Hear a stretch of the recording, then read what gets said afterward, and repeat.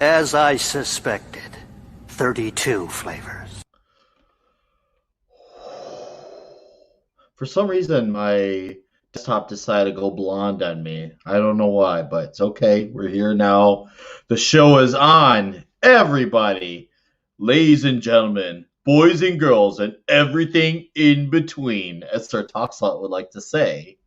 Except we're not going to be yelling at parked cars. This is Toxic Tuesday. I just need to steal his line for the quote. Welcome to Toxic Tuesday. It is awesome that we're back with the 22nd episode of this. And this time we got a little ambitious for this one. This time we went for a more epic in scale movie. And I'm glad we got to do it because it's still toxic. That's the whole thing. And there's still some action too. So ultimately, at the end of the day, we gotta have those elements in place, and who knows? Maybe one day we might go into the comedy realm. But once again, toxicity is key. So, and we got a stacked panel tonight, really stacked panel, and I'm gonna introduce them to you. I'll say hi and fuck you to them really quickly, eachly, and it's gonna be great. And the first one to tell fuck off will be Mr. Mad the Magnificent. Hey, how's it going? Fuck Y'all you. killed 2 cowboys. What's up, dude? Not much, man. Just, living the life of a champion, making memories and shit. Awesome. I love it. I love it. All right, well, we'll get our other guys on here. And the other frequent, panelists here, the builder of toys, and soon to be the builder of worlds. He is the Marc D with a C. Hey guys, yeah, thanks for having me. It's gonna be an awesome panel tonight. Awesome movie. Maybe too many women for Mad's liking in this. 100%. 100%. So I think I was right on that prediction. But this is a classic that it's good. Every time you watch it, it gets better. So got some good toxic elements in it too. So yeah, it's gonna be a fun panel. Yes, it will be. And I see Justin in a red shirt. It's kind of. You forgot me. I mean, did you? Oh, dude, did you ask? If you did, I'm so sorry, man. I seriously, I know I had you on recently. Fuck. I can't. I seriously do not remember that. And if I did, that's on me. I'll make it right to you, dude. Don't worry. I'll get you on the next one you want, no matter what. All right. Not to get someone else on the line. I remember, and I was like, "Hey, Nick, remember Red Shirt wanted to go on?" He's like, "Fuck that guy! I hate that guy." That's what happened. He was in the back. I wouldn't lie to you. All right, we got a few other freaking guys on here. Returning as always, Mr. Dustin of Kato Simple at Baruto. What's up, dude? Welcome. Glad to be here, man. It was a long ride to get here, man. Well, dude, where'd you come from today? Because I know you've had a busy few days. I know you had to bring family down to a airport. So I took Shannon to the airport. She went to Atlanta, and then I drove to Atlanta. Then we went together to Hilton Head Island down in South Carolina. Nice. The beach. Ooh, that's gorgeous there. Yeah, it's nice. Yeah. So we stayed till sunset last night and drove home. Nice. I'm tired. we got stuck leaving there one time. One time we were like, and it was the bridge was like broken where we were, and my father-in-law was going crazy. I'm like, Lou, we're stuck in a gorgeous place. Who cares for another day? It's like he's all upset we're gonna miss, get stuck. It's like, if there's a place to get stuck, man, be stuck there. Right? Frozen drinks on the beach, dude. Oh, dude, you make me want to get drunk now. Look what you've done. I'm just saying. All right, we got another frequent panelist on here. You know him from a certain age and time. He is that 70s rock fan. Thank you very much. Thank you for having me on here. Oh, my pleasure as always. It feels good to have like all of these guys who are frequents on here, so it feels good to have the usual suspects, as they like to say. And I'm pleased to say, from Mad's perspective, that there are very few women in this movie, and the women that are in it are all drug addicts, hookers, or actresses. And in fact, that's the same thing, really. So, it's one character. I almost want to do like a Thomas Jefferson thing and just cut out the woman out of the entire, like the whole love part. I don't need that. So did you fast forward over those parts, man? But by the way, Oh, hell yeah. The Thomas Jefferson reference is like he made his own Bible, like he shortened it to. It doesn't matter. Anyways, go on. He took all the begatting out of it, didn't he? There was no begatting in his Bible. Yeah, basically. He took all the miracles and all. He's like, oh, this made up bullshit. I'm just getting to this to the other part. Just the fire and brimstone. Oh, all right. Good bit. We got a few other dudes waiting, so ever so patiently back here. Returning to Mr. Toxic Tuesdays panel, Mr. Clobbering Times. Skin that smoke wagon and see what happens, buddy. How you doing? What's up, man? He had to do that. He did that on purpose. He made us wait, built the anticipation, and he just had to do that. I said throw down, boy. Oh, dude. Man, So good. Billy Bob You could Thornton do looks so fat. Made him, though. I put him on the map, though. Yes. I forgot when watching it again recently because I watched it twice. Thomas Hayden Church, aka who was Sandman in Spider-Man 3 and also in Cheers. And was it Cheers? Wings. Wings. Yeah, Wings. Yeah. I'm like, Drunk oh, piano dude, player. it's Thomas Hayden Church. Wow. A piano player. I bet you're so drunk you're seeing double. I've got 2 guns. One for each of you.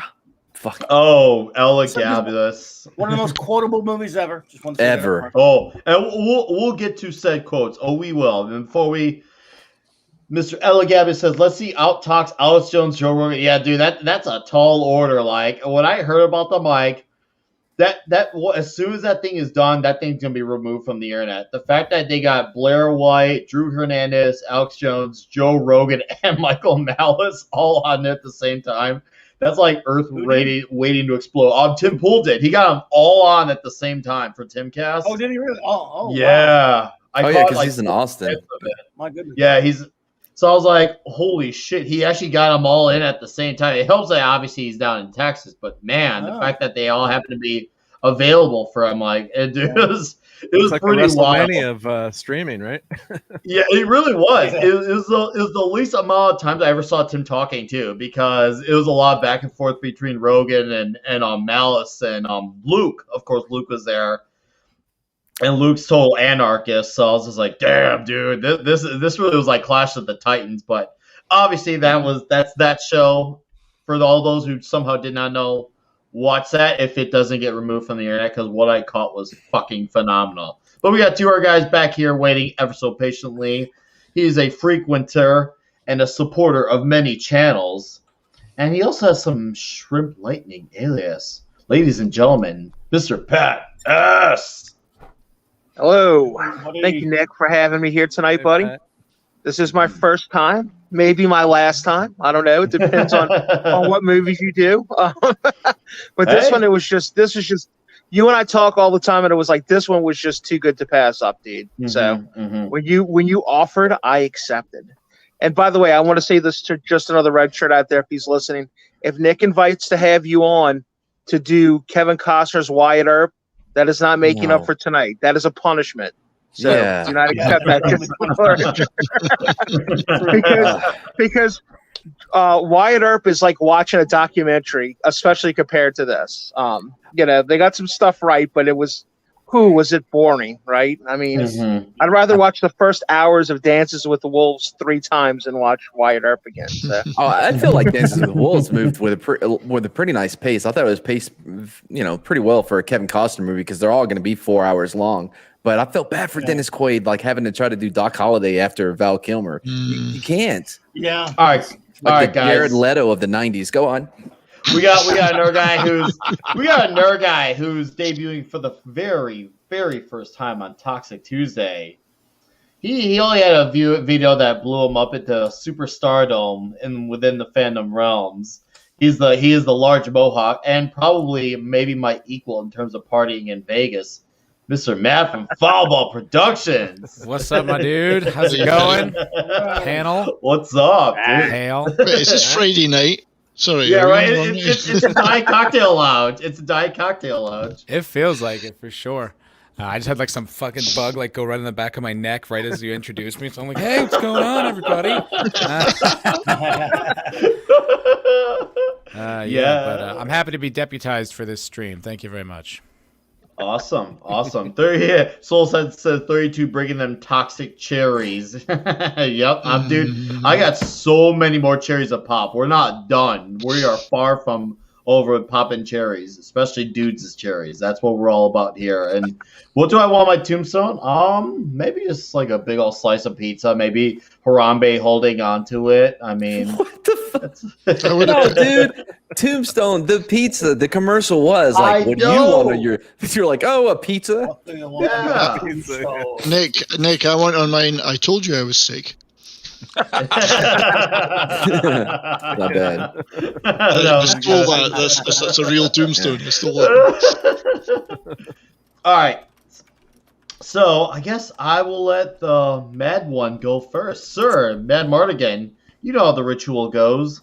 Yeah. Talk about the Tombstone life experience. I specifically remember this one. I think it's the first time I've actually remembered when I first saw it. I saw it at the movie theater with my dad on a Saturday, and I remember because of the I was like, oh man, like because there was a naked woman on the wall that was painted, and I felt like yes, got away with nudity, because normally like that, my dad wouldn't care like how much like violence was in it, but if there was nudity, well, Jesus isn't going to approve of this one, so we're not going to go to it.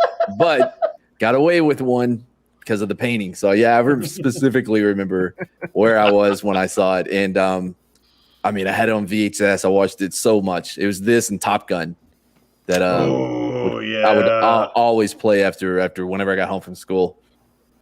But definitely, nice, awesome, Mark D. Yeah, so this one I didn't see in the movie theater because being friends with a lot of geeks and nerds, we're like, we were at Star Trek, that kind of stuff, or sci-fi or aliens, or like, it's a Western. Why are we going to go see a Western? So I missed that on this in the movie theater, but then I remember catching it on, VHS when, it was out for rental. And yeah, this movie was awesome. We're like, shit, we're not, we should have gone to see this in the movie theater. So, but yeah, like you guys said, it's a ton of quotes, and just Kilmer is just so freaking awesome. Oh, we'll dude. give the quotes, but like my favorite in the movie. He steals the show. I mean, as good as the other guys are, Sam Elliott's awesome. Like everyone is really good in this movie. The acting's great, but Kilmer is just another level. And God bless him. He's gone through some troubles. He's battling cancer and hopefully doing better now. But he's been through hell. But yeah, he's just amazing in this. I don't think this movie works without him. No, no, agreed with that performance. Because if you screw that he's like the linchpin of the whole movie. So yeah, when we saw it, you just like you watch it, you're like, shit, this movie is great. Let's watch it again. So all right, killer clobbering times. Yeah, I actually had the same experience with Mark there. I used to go. I mean, I was plenty old enough. I used to go see everything. I'm not sure what was going on in my life at that year. I did not go to the theater.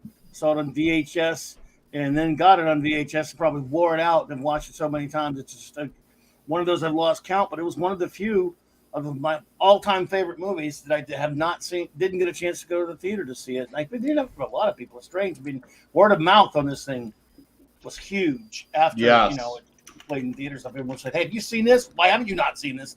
Yep. Why have you not seen? And from there, so yeah, that was one of the ones that got by me. But I love it. It's what I'm in my top 20 easily. Nice. 70s. Oh, what can I say? I was actually, at the time this movie came out, which in Britain was early 1994, I was actually going through a pretty rough period in my personal life and didn't have a lot of cash, various other things, divorce going on, whatever. But I've certainly, going to movies was a big thing to keep me going, And I remember being so excited to see this. I mean, Kurt Russell, Val Kilmer, Michael Biehn, Bill Paxton in the same movie. What a cast. Burroughs Booth, Sam Elliott, Thomas Hayden Church, Stephen Lang, who is a great... I just saw that. That blew my freaking mind. Yeah, that he's I've got Stephen to... Lang was great. And Charlton Heston. Yeah. Chuck Heston. I thought, I have to see this movie. And I came out of it absolutely uplifted because it was just so fucking good. But I had terrible mustache envy. I mean, that was it. I had a beard and a mustache at the time. I just went and shaved them off. I was, I'm done. That's this one had everything. It had little tiny ones. It had big curly ones, bushy ones, big thick ones. It had everything. I mean, the mustaches started up here and went all the way down here. Just, So I had mustache envy. Michael Biehn is such a great antagonist for Doc Holliday. But he just disappears in his roles. Like if you think about it, if you look up what he's actually been in, he's been in so many things, and you're like, oh shit, he was in this. Like he's always the character. Like you never think, oh, that's Michael Biehn. You're like, that's Hicks. That's, absolutely.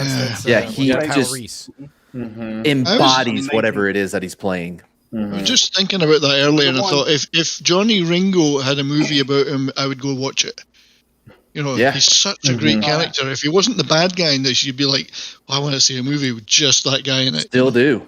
Yeah. Yeah. And talk about a mustache. That's a great mustache he's got. Dude, all the mustaches in this movie were badass. Seriously, like all the mustache. I see all these times, like every dude has a stash, and all of a sudden, I want a stash now. So it almost made me think maybe I should just like hold off on when this comes back in again. Hold off on the Lummy for a few months and just go for an extended like stash. Like, dude, I'm just like it really brought out the stash in me. That's all I'm trying to say. Brought out the stash in me. So yeah, I know. You'll be able to twirl it at the end. I had to. All right, Dustin, talk about your first initial Tombstone experience.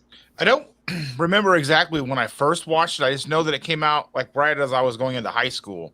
And some buddies and I would watch it over and over again and just quote the shit out of it.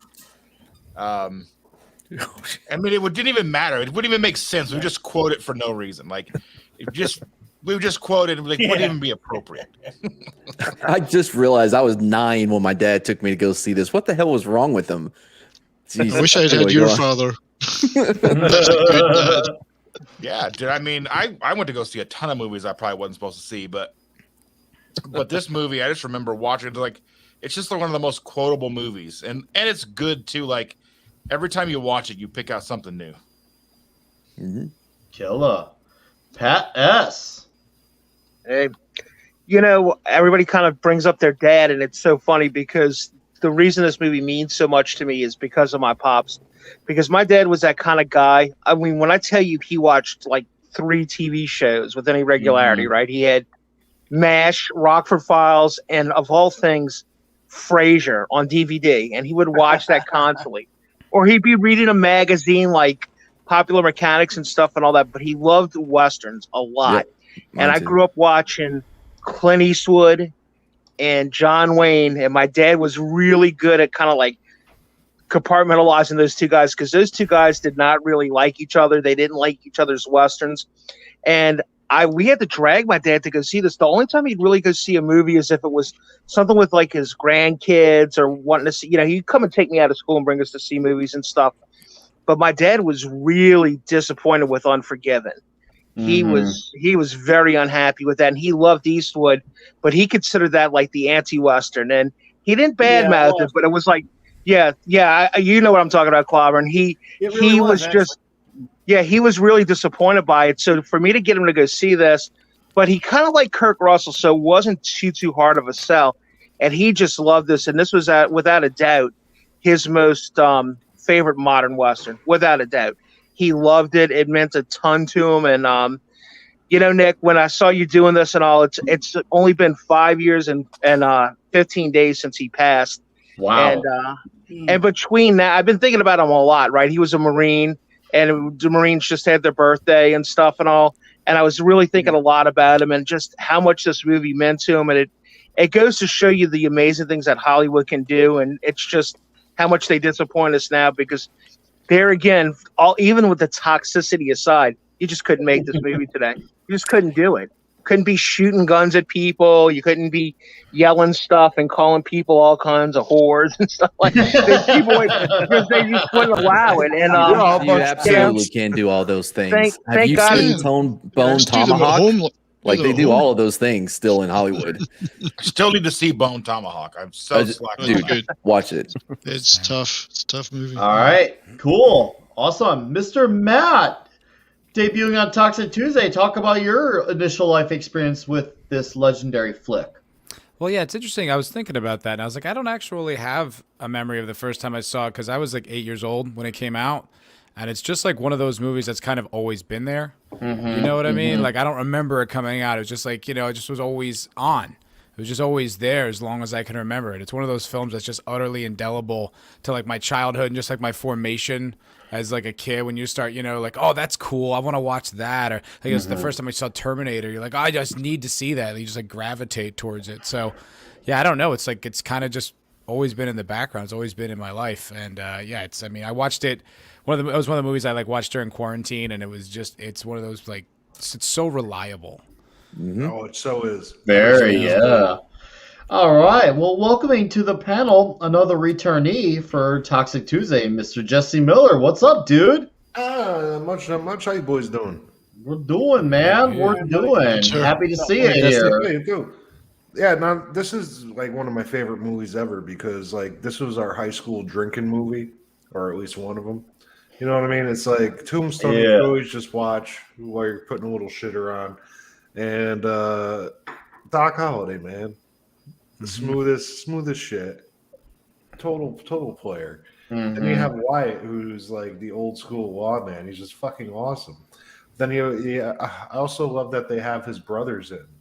And just everything is great. The whole movie is cast well. Yeah, no, I agree. And for me, I was around. I didn't originally see it at the time. I don't know why I didn't. I remember seeing the poster being like walk around it. While I was kind of thinking the poster looked super badass and like yeah, all these cool guys in the suits and the trench coats and the hats. And like I remember I recognized Val Kilmer. And because I know that was right around like the whole Batman Forever era too. So I recognized the name Val Kilmer. That was it. And then I saw around 99. Holy shit! Hold up, hold up. Let's zoom in on that. Yeah, I got to meet him, but it was after he had his surgery and he had his tongue removed. Oh wow! So I didn't really get to have a conversation with him, but he was still nice. That's pretty cool. Yeah, hell yeah, one of my favorites, man. Ah, nice. Oh, hold up. I see we got another invitee as well, Mr. Chef Nation. Hello, sir. Mrs. Welcome. Chef Nation. Well, Mrs. Chef Nation. I couldn't tell. So from the studio. I was say hi. my hair's all twitted out. So hello. It's all good. Hello. Thank you for the invite. This is actually like a fucking good movie. To actually, I own 2 copies of this movie. One on regular DVD and Blu-ray. And I live in the state where the film was filmed. I live in Tucson. So, yeah, I live in Tucson. So the opening. Yeah, so the opening scene when they're at the church, that's the San Javier Mission. And then that's a real place still? That's a real place. It's still standing. That's cool. Yeah, they also have like truth or consequences. Yeah, and then when they were leaving from Tucson to Tombstone, it was filmed out at Old Tucson Studios, but sadly that was closed last year due to COVID. Well, a lot of fucking badass movies were made on that set, like a lot of Ronald Reagan movies, John Wayne movies, a lot of westerns on that Westerns set. were the original Toxic movies. They were gangster movies, really. We've got a lot of action movies now, but westerns could be pretty toxic back in the day. Disagree. Oh yeah. Oh yeah. Yes, of course you disagree. By the way, did anybody have the Western channel? My dad, us all, the only channel he would know, and it was 323, I think. I remember the number, but it was like stars, and it was just Westerns all day, every day. No, it wasn't. No, it was. I was just contradicting you just for the sake of it. Oh, there he is, Mr. Tom from Midnight's Edge. Hello, sir. So who dropped out then? It looks like it was Pat. Pat, that was very awesome and voluntary of you. Thank you for doing that. You didn't have to do that. Yeah, very kind of you to do that, Pat. Thank you. That's he just went for it. He just kind of he stealthed it. I'm like, okay, who left? I'm like, I was trying to figure it out too. Yeah, because I'm trying to listen to Chef speaking. I'm like, hold up, what's going on? But okay, cool. I hate that when you're looking through all the names, you're like, shit, who just left, and you can't figure it out for a minute. You can't remember. Yeah. Right? It's like, what were we just talking How about? old am I now? I can't remember who just left. I've had a feeling it was before, I Pat. ain't gonna lie. I had a feeling it was Pat because he's such a producer. Like he's just so like about making. Pat didn't have to do that. He did, and Pat, shout out to Pat S. Thank you. That was super badass of you to do that, dude. You are awesome to our wonderful sphere of the YouTube realm. Thank you for doing that. You did not have to. And yes, Islington Girl is right. Pat S. wins the gold medal for Best Human tonight. No, he really does. Man, dude, I beat me to it. Dude. I was about to do it. Sorry. No, Pat, you can come back, Pat. I'll switch with you, brother. Yeah, he's never been on before, man. We could have him on. I don't care. Yeah, we can rotate. I was gonna say, if you want, you can rotate. Like, I'm not going anywhere. After Tom, I'll let Tom talk about his experiences, then Clobber, and you can show your comic, and then I Pat have a will half let you. hourglass if you want. It's not a show. It's just a bit of. We're just here to have fun with this. It's nothing to show. It's just a little connection to comics history that this movie has. Yeah, cool. show off the comic, dude. Show off the comic. I don't have it. It's not a show. It's just a tell. Oh, tell us about then. Well, you know the actress Dana Wheeler Nicholson, who plays with Wyatt Earp's wife in the film. I'm sure you're all familiar with her. Wife.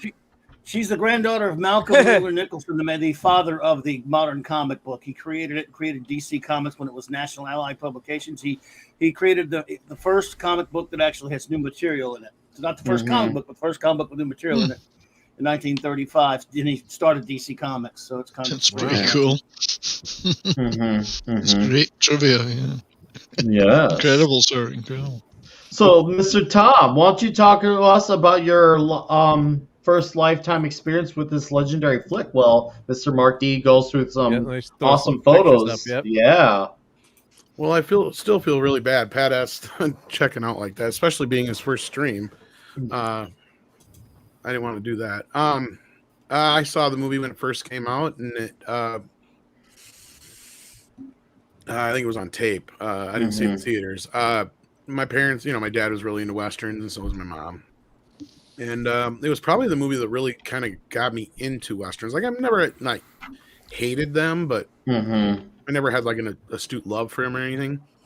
And outside of a couple, I never really got into them all that much. But yeah, I like Blazing Saddles and a few things. But like, once this movie came out, it really kind of like made me get into Westerns even more. I started getting into Clint Eastwood's movies and John Wayne's movies and stuff like that. So this movie really kind of ignited that passion. And now Westerns are one of my favorites. So, mine too. Yeah. Isn't that funny how that happens?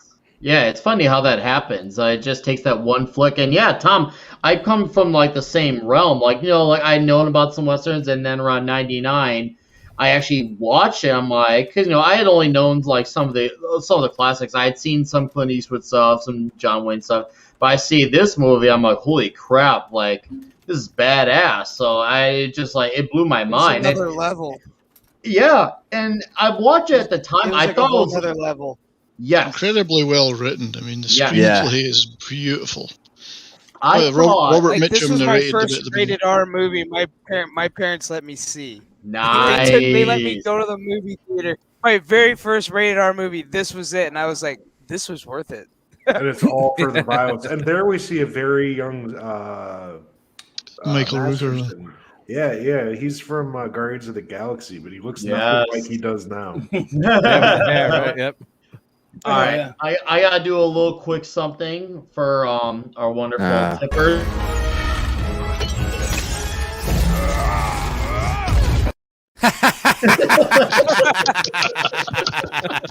Are you rooting for someone else? All right, deleted scenes for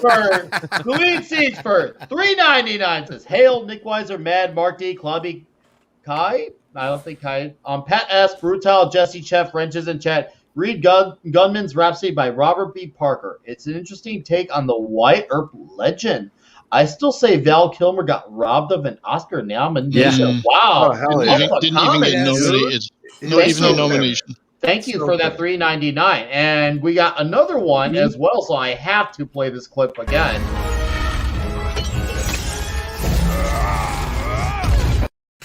I could watch that on a 9-hour loop. That rules. All right. Did nothing wrong. Brightest Day for 420 says, "Look at this fantastic panel." Thank you, Brightest Day. Anyway, okay. Johnny. Real quick, Well, one, actually, the 1993 Oscar, I guess look it up. Gene Hackman was in it for Unforgiven, Jack Nicholson for A Few Good Men, Al Pacino, and da-da-da-da-da. But Jack Nicholson and Gene Hackman definitely deserved to be nominated, but so did Val Kilmer. I don't know if Val would have won over Jack Nicholson in A Few Good Men because that performance is... Unforgiven is probably the greatest Western of all time. Yeah. Oh, yeah. That's strong disagree. I think Tombstone is a much one of better my favorites. I Western agree with than Tom. Unforgiven, dude. I don't know about that. This is that's my opinion. way better. I wanted to mention, like, we were talking about Kevin. We were talking about Kevin Jarre, the actor. I mean, the writer. He wrote Glory. He wrote the second Rambo and Devil's Own. Interestingly, Glory is one of my favorite war movies. Yeah. He was supposed to direct the film, and I guess over the course of the production, he was like too meticulous to like this long script and was taking too long. So what Kurt Russell did was essentially get his buddy to direct it, but really it was Kurt Russell directing the whole film. Really? I love that. Yeah. I love He that talked part of the movie. nonsense. You go to hell. He said a sick horse will come in the night for you. That's actually a very long cut of this movie. That's roaming around out there in a work print. It's this movie has a very tumultuous making of. Yes. Yeah, I think there's a book out about the making of, or released a year or two ago. I want to get a hold of that. Yeah, a couple years ago. Yeah, but I want to put a hold on this photo just because I got this thing I learned about the truth about the meaning of Doc Holliday's line "I'm your huckleberry." So I dug this up last week, and there's a whole meaning actually behind where the name came from, believe it or not. And as I learned about it, I was like, what? You know, like, I just like one of those things where I was like, bro, like, so I'll read this here. I'll try to be quick. The movie Tombstone came out in 1993, but even all these years later, one line from the film stands out. The phrase, "I'm your huckleberry," spoken by Val Kilmer as Doc Holliday in the film, can be seen on t-shirts and in memes everywhere. You might be surprised to learn that Doc Holliday actually spoke the line in real life too. Hollywood wasn't taking liberties with the truth this time. Oh, shit. Now it gets better. The team creating Tombstone worked hard to keep things as authentic as they could. But what does the phrase, "I'm your huckleberry," actually mean? Why would Doc Holliday say it? Holliday says, "I'm your huckleberry," at 2 points in the film, both when speaking to Johnny Ringo. The first time he says the phrase is when Ringo confronts Wyatt Earp in the street. Holliday gets involved, getting up out of his barber chair and saying the fabled line, "I'm your huckleberry." When Doc Holliday says the phrase, he has his hand on one holstered pistol and he has another weapon ready to fire behind his back. Yep. Holliday carries a nickel single-action Army quick draw, along with a Colt Lightning. Like Holliday, Ringo also carries a nickel single-action Army quick draw. For more up-to-date firearms as well as classic, check out guns.com. Obviously, the phrase, "I'm your huckleberry," wasn't meant as a friendly greeting. If your friends greet you this way, you might want to consider getting new friends. Holliday says, "I'm your huckleberry," again when he meets Ringo in the clearing. He shoots Ringo dead after saying it using a pistol. In the film, Doc Holliday also had a street howitzer, a Meteor 10-gauge side-by-side shotgun, which he carried to the OK Corral. Apparently, in real life, Doc had a Colt double, but that's a minor discrepancy. Guns.com sells a wide variety of shotguns, which you can see for yourself at this link. You'll find there's nothing better for home defense or duck hunting season in the Lone Star State. There are several intriguing theories about what Holliday meant by "I'm your huckleberry." For instance, during medieval times, a knight coming to the rescue of a damsel would receive a garland made of huckleberries. The knight would ride into the battle with the garland draped over his lance.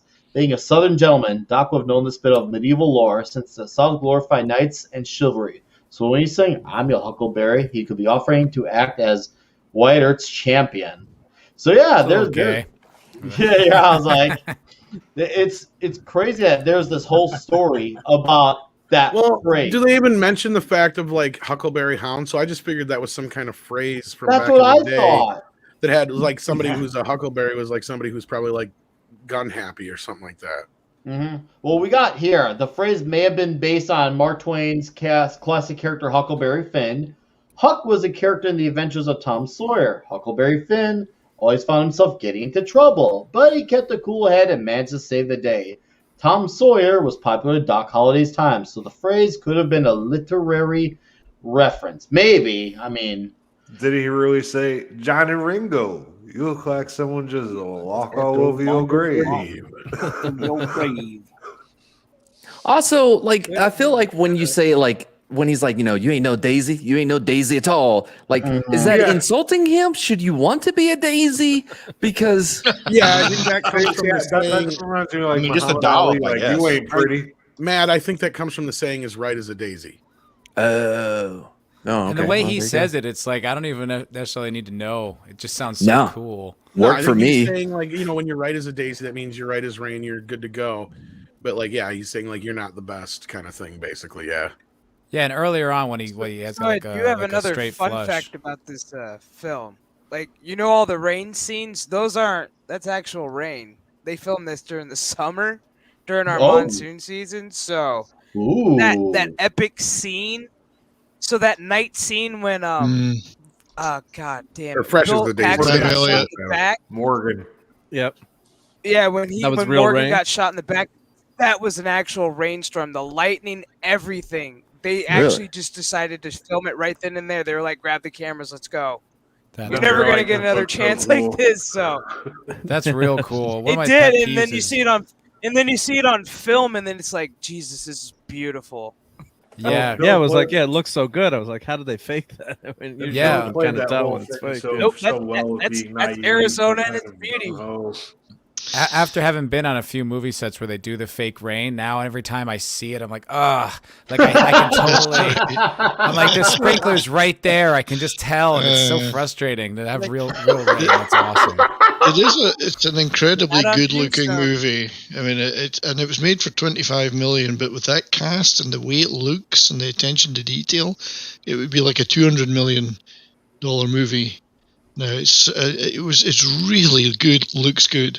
I mean, And it's so everything much. is The use of color too is so amazing. I think. it's fantastic. Yeah, I mean, they waited around right around like our sunsets, so those are like our actual sunsets. So it's like Arizona sunsets. Apparently- You're seeing Arizona and its natural beauty in this movie. So it's like we're giving you what the state is giving you. It's like That's we have so very authentic. beautiful- Seriously, I love that. It's That's like we so have very authentic. beautiful sunsets. It's like you can watch the clouds roll in while, you know, like in certain scenes of the movie. It's like, this is actual shit. This ain't no CGI. This isn't anything. There. Now we can be friends. Just fun Now we facts.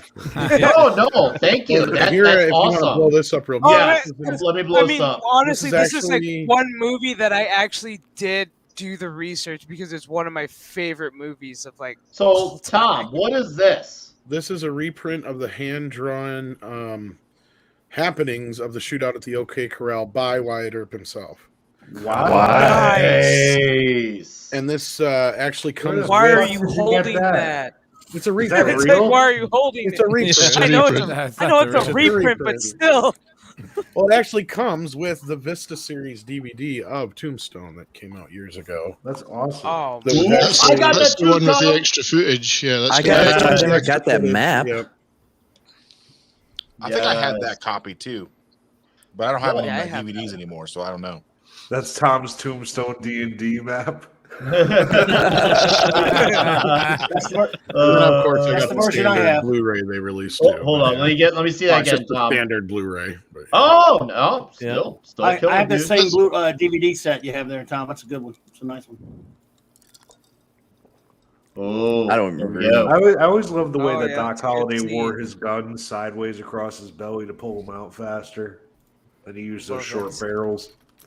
That was another thing that the gun play in this and the guns and the way even they were holstered and buckled was supposedly much closer to the reality than this kind of low slung thing that you see in a lot of westerns. Where they're all So- very casual. Yeah. So you know the costumes on the set, that's actual like the costumes that they actually had at Old Tucson and at Tombstone. So the props were left over from, you know. Oh, so that's why. Can I just say the costumes in this are so good. Like they look like everything Doc wears is just immaculate. Like yeah, I'm they like, did their "God." research and then they kind of pulled through their their closet and they're like, here, we'll have this for Kurt Russell, we'll have this for Val Kilmer, we'll have this for the ladies, we'll have this, like that, right? That scene right there, that is an actual Arizona sunset. Look at No that. CGI. That's gorgeous. Yeah. No CGI. That is an actual beautiful Arizona Look at sunset. that scenery. Also, one of Arizona's beautiful. these that's scenes what I get to later see in the every movie, day. they actually go to Charlton Heston's ranch, right? Yes, they do. Yeah. It's a real place. That's an excellent ad. It's a beautiful drive up there too. That's Yeah, a gorgeous everything shot, about this too, yeah. movie is That's a awesome. pretty shot, yeah. I And like the good thing the- about this, like what I was gonna say, they also have pictures of these characters too. I mean, the people in real life too. So I mean, they're primitive, tin type pictures, but they do have photos of all the main characters and their outfits and things. So that's like- why I think it looks so. Yeah, and looks so each cool. actor actually had their own hats custom made. This Oh yeah, the hat game is this strong in place, this movie. this place out here in Tucson, they actually custom made each of these guys' hats. Oh, so you can get a nice derby out in Tombstone. Oh yeah, Nice. Dude, Can Bill you Paxton imagine was so dressing good. like that in the desert though? it's Oh my hot. god. Well, Dude, First off, the hot, suits are but you probably know made what? out It of does wool, protect- so that when you sweat, it's like air conditioning. It's just nasty air It conditioning. is, but it protects you more from snakes. Honestly, that's why we do. That's why we wear what we wear out in the desert when it's like 115. You guys go, you're fucking crazy. It's like, but I'm protecting myself from snakes and amongst other critters. It's sunburn. Just took Sunburn. it.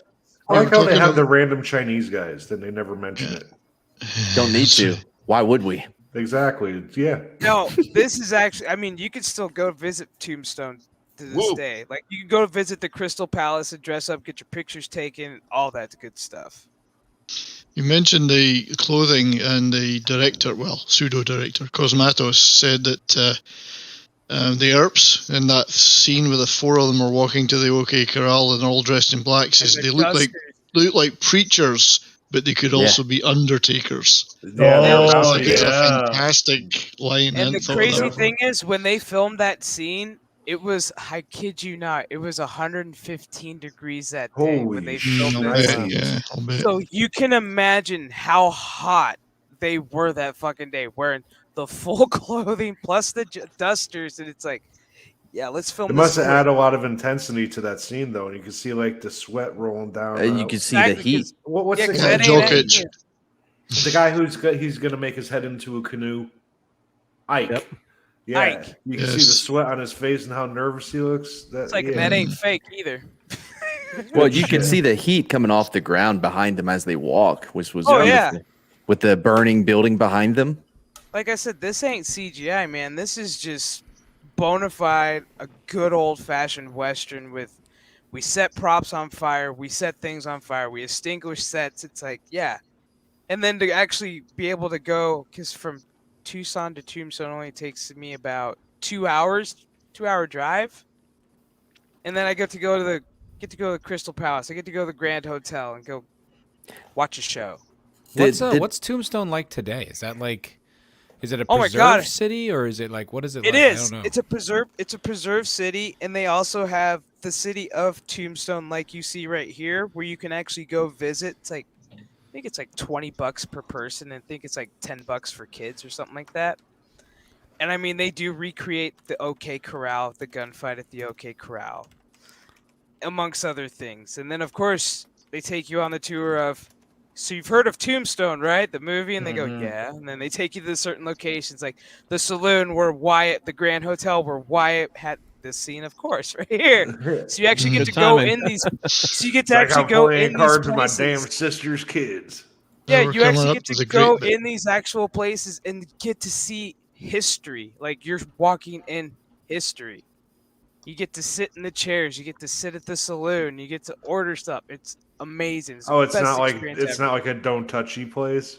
No, you can touch all you want. Oh, except I for love this scene. This scene is so good. All right, I had to butt in. I'm sorry, Chef, but this scene Oh, no, where he you're just smacks Oh, him I love it. around. Oh, is Just dude, stand there and so bleed, good. boy. Scenes, He man. says, "You run your mouth awful wild for a guy who don't wear iron." And he slaps him, and he goes, "I ain't gotta draw iron to get to drop on a slug like you."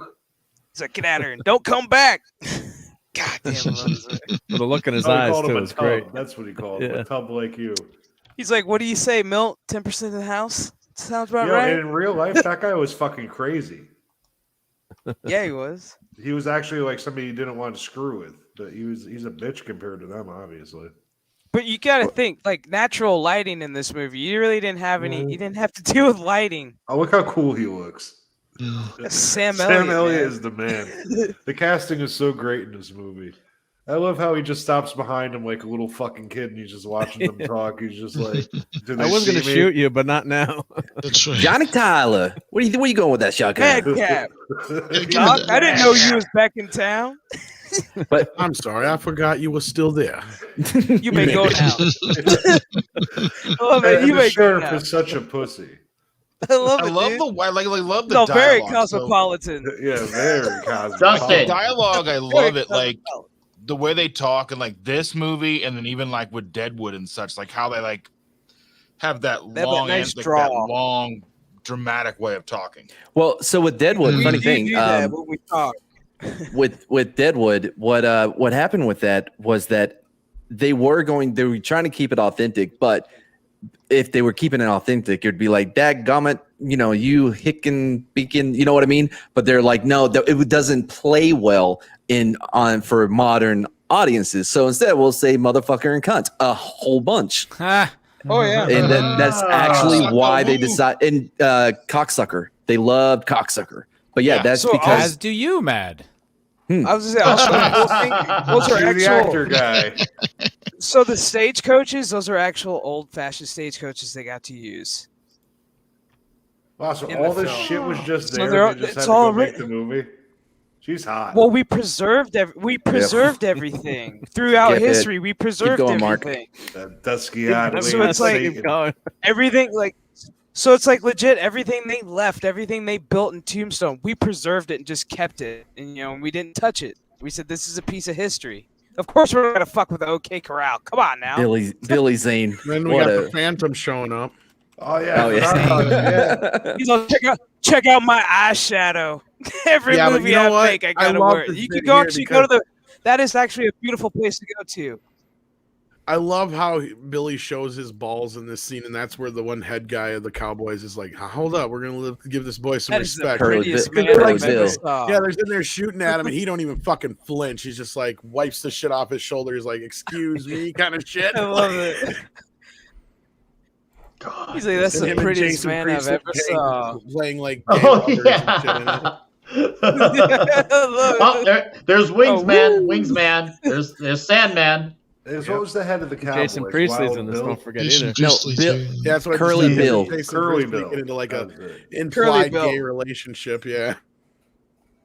I was gonna say Dude, that is yeah. actually. Say it, but they're, like, Let's go really back. into This it. is Look Mad's at- favorite scene in the movie. This one. Yeah. Like if you actually get a chance to visit Tombstone, Arizona, I highly recommend you go to the Crystal Palace Theater. It is beautiful in the inside.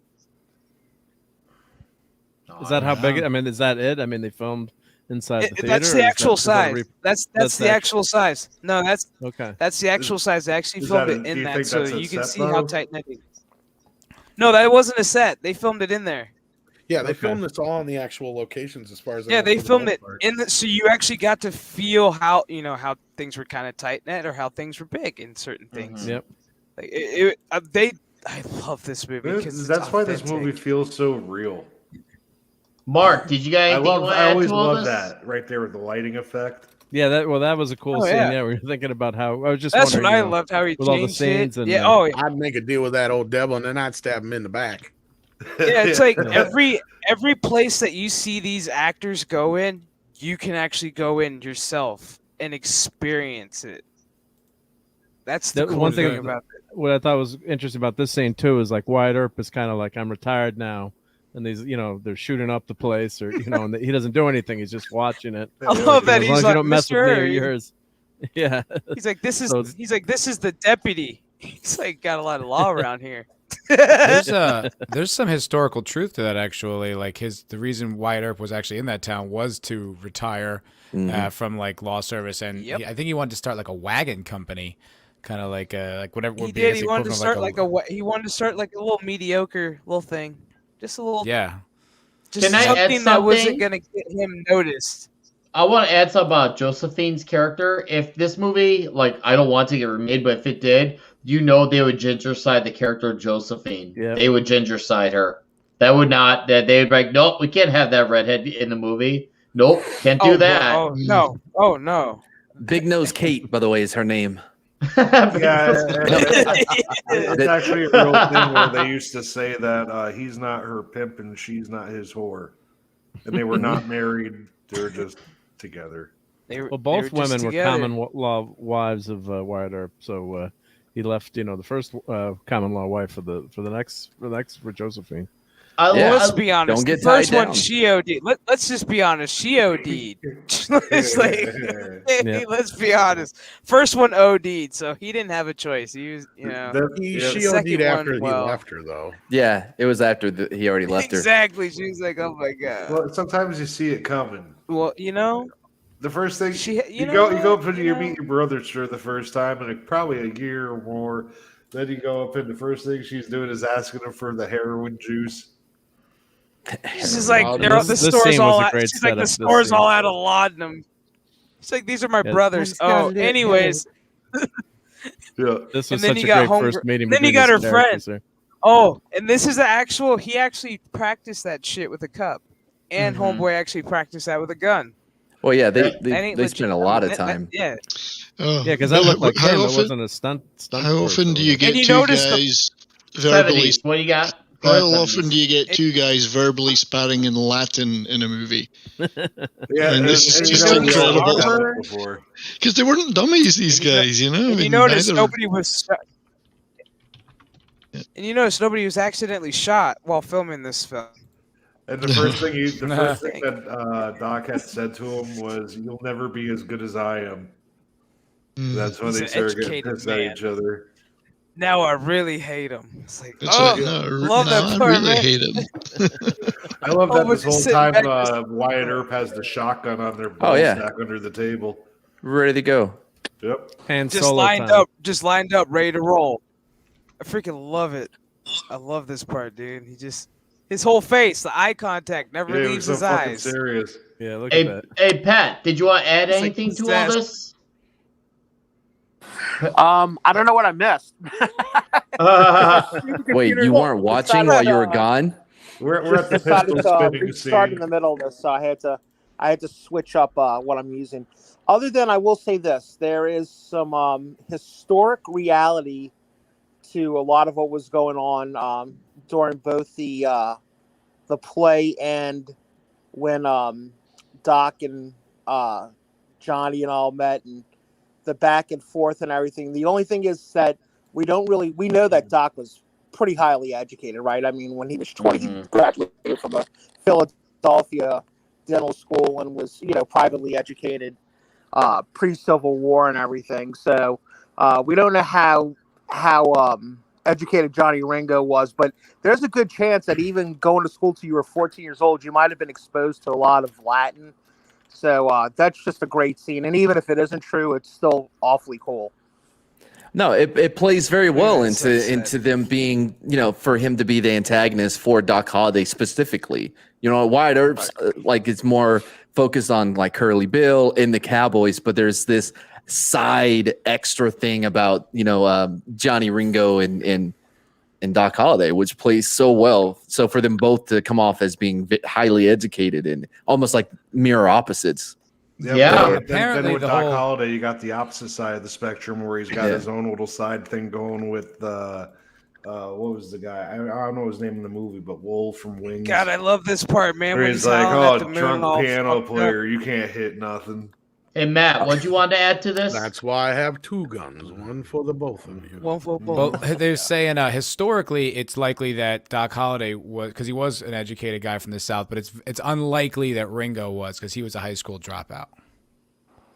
Interesting. Yeah, you're not. movie Yeah, done- Matt, you're not wrong. But I got to tell you something. Back then, man, having an 8th grade education was pretty high, and if he was exposed to any You're kind pretty of highly educated. yeah, It's if he way was, better than a public school education these days, that's for sure. So, Yeah. Oh, Was this I the seems only ridiculous. one? Was I the only one that would mix up the sheriff and the mayor because they look so much alike?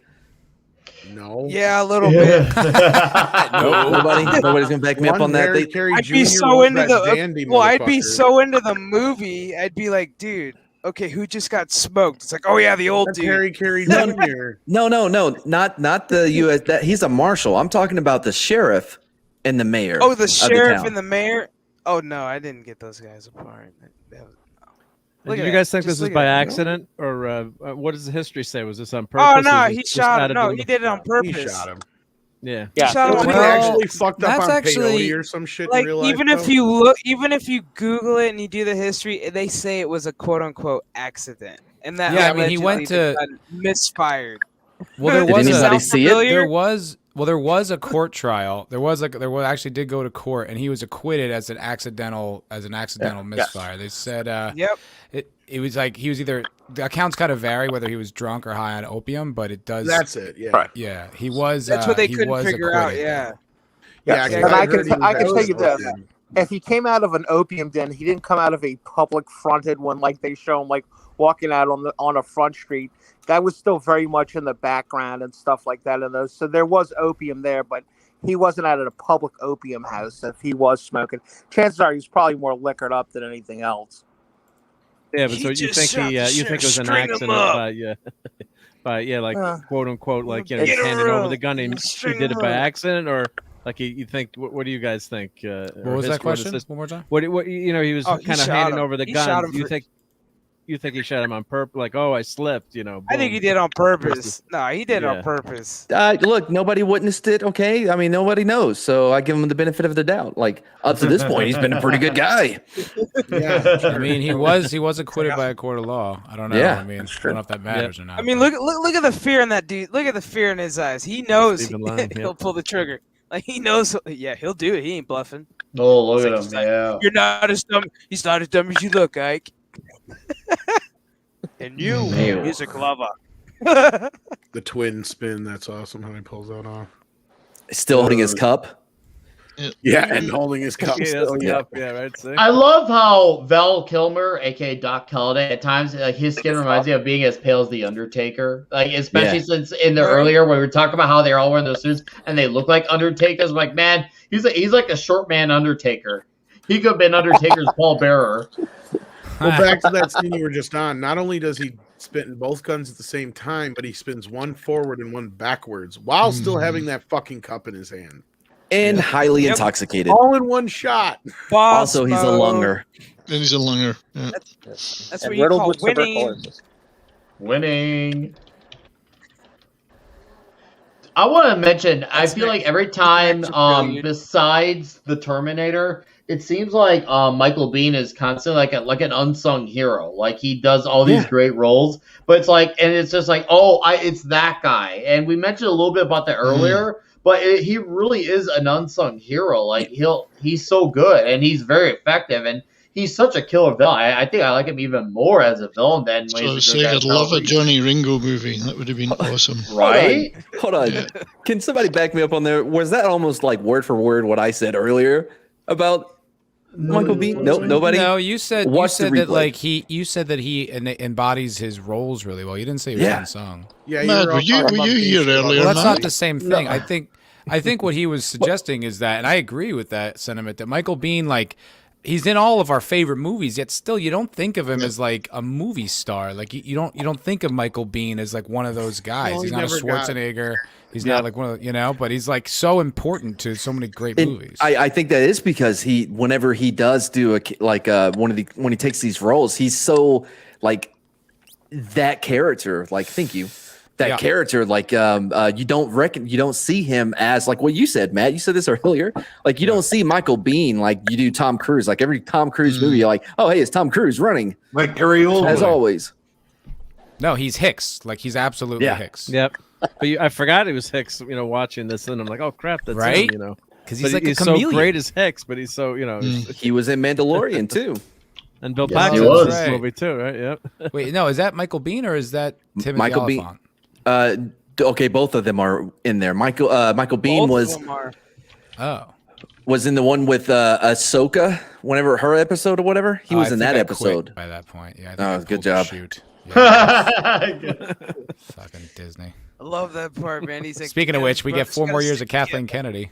Yeah. Oh God. Let's not go into that. Oh, let's not go into it. She's the Hillary Clinton of the entertainment industry. Yes, she is. Except she has the job. Emails, KK. Oh God. Had the job. I'm available, Disney.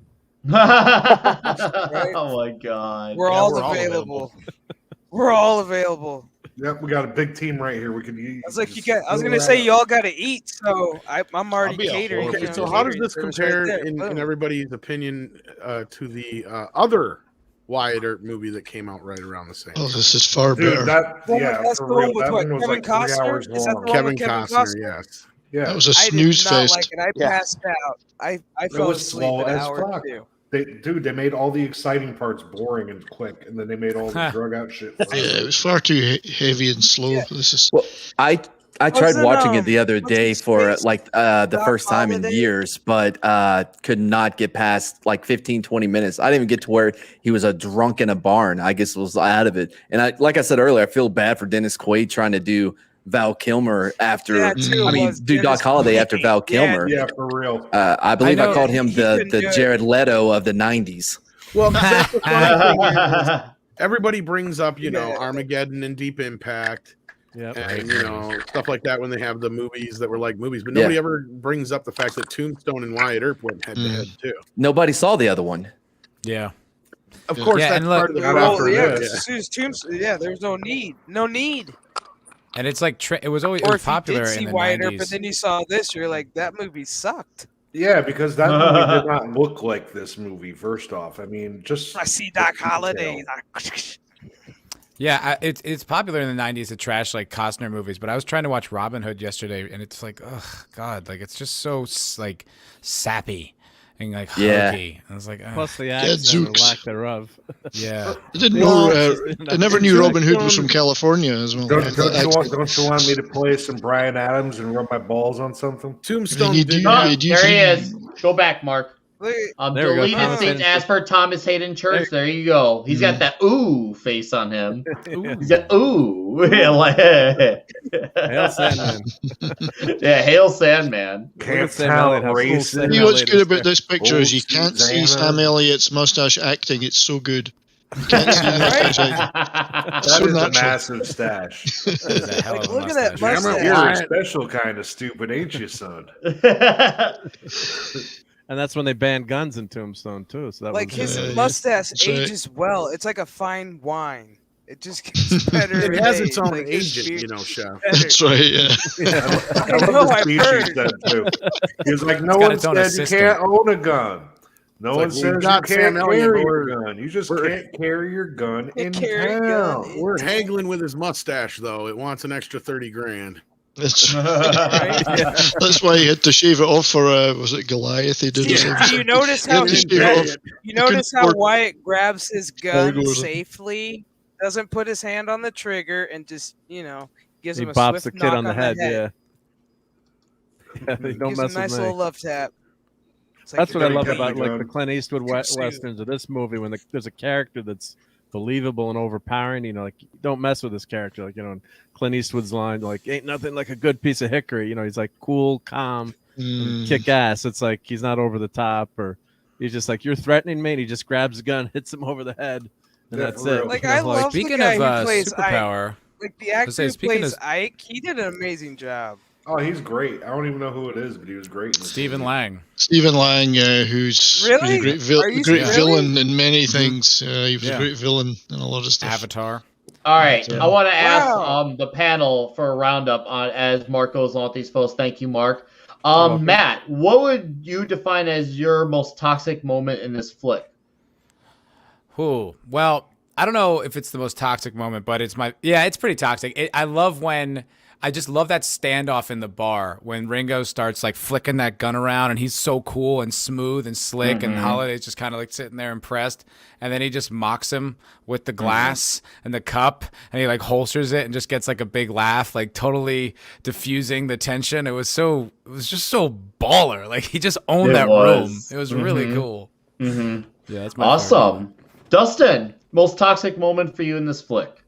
Oh man, the Wyatt Earp with the Billy Bob Thornton character in the bar. The one I was going to pick. Oh, I was going to go for that. That's okay. Hey, Billy Bob. That's just so like he just punks him so bad. All right, guys. Hey, we can all have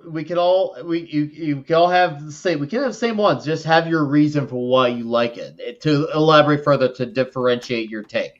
Mr. Martigan, Doc Mad Dead Day. I get your name. Go ahead. Toxic moment for you. Doc Madaday. Madaday, okay.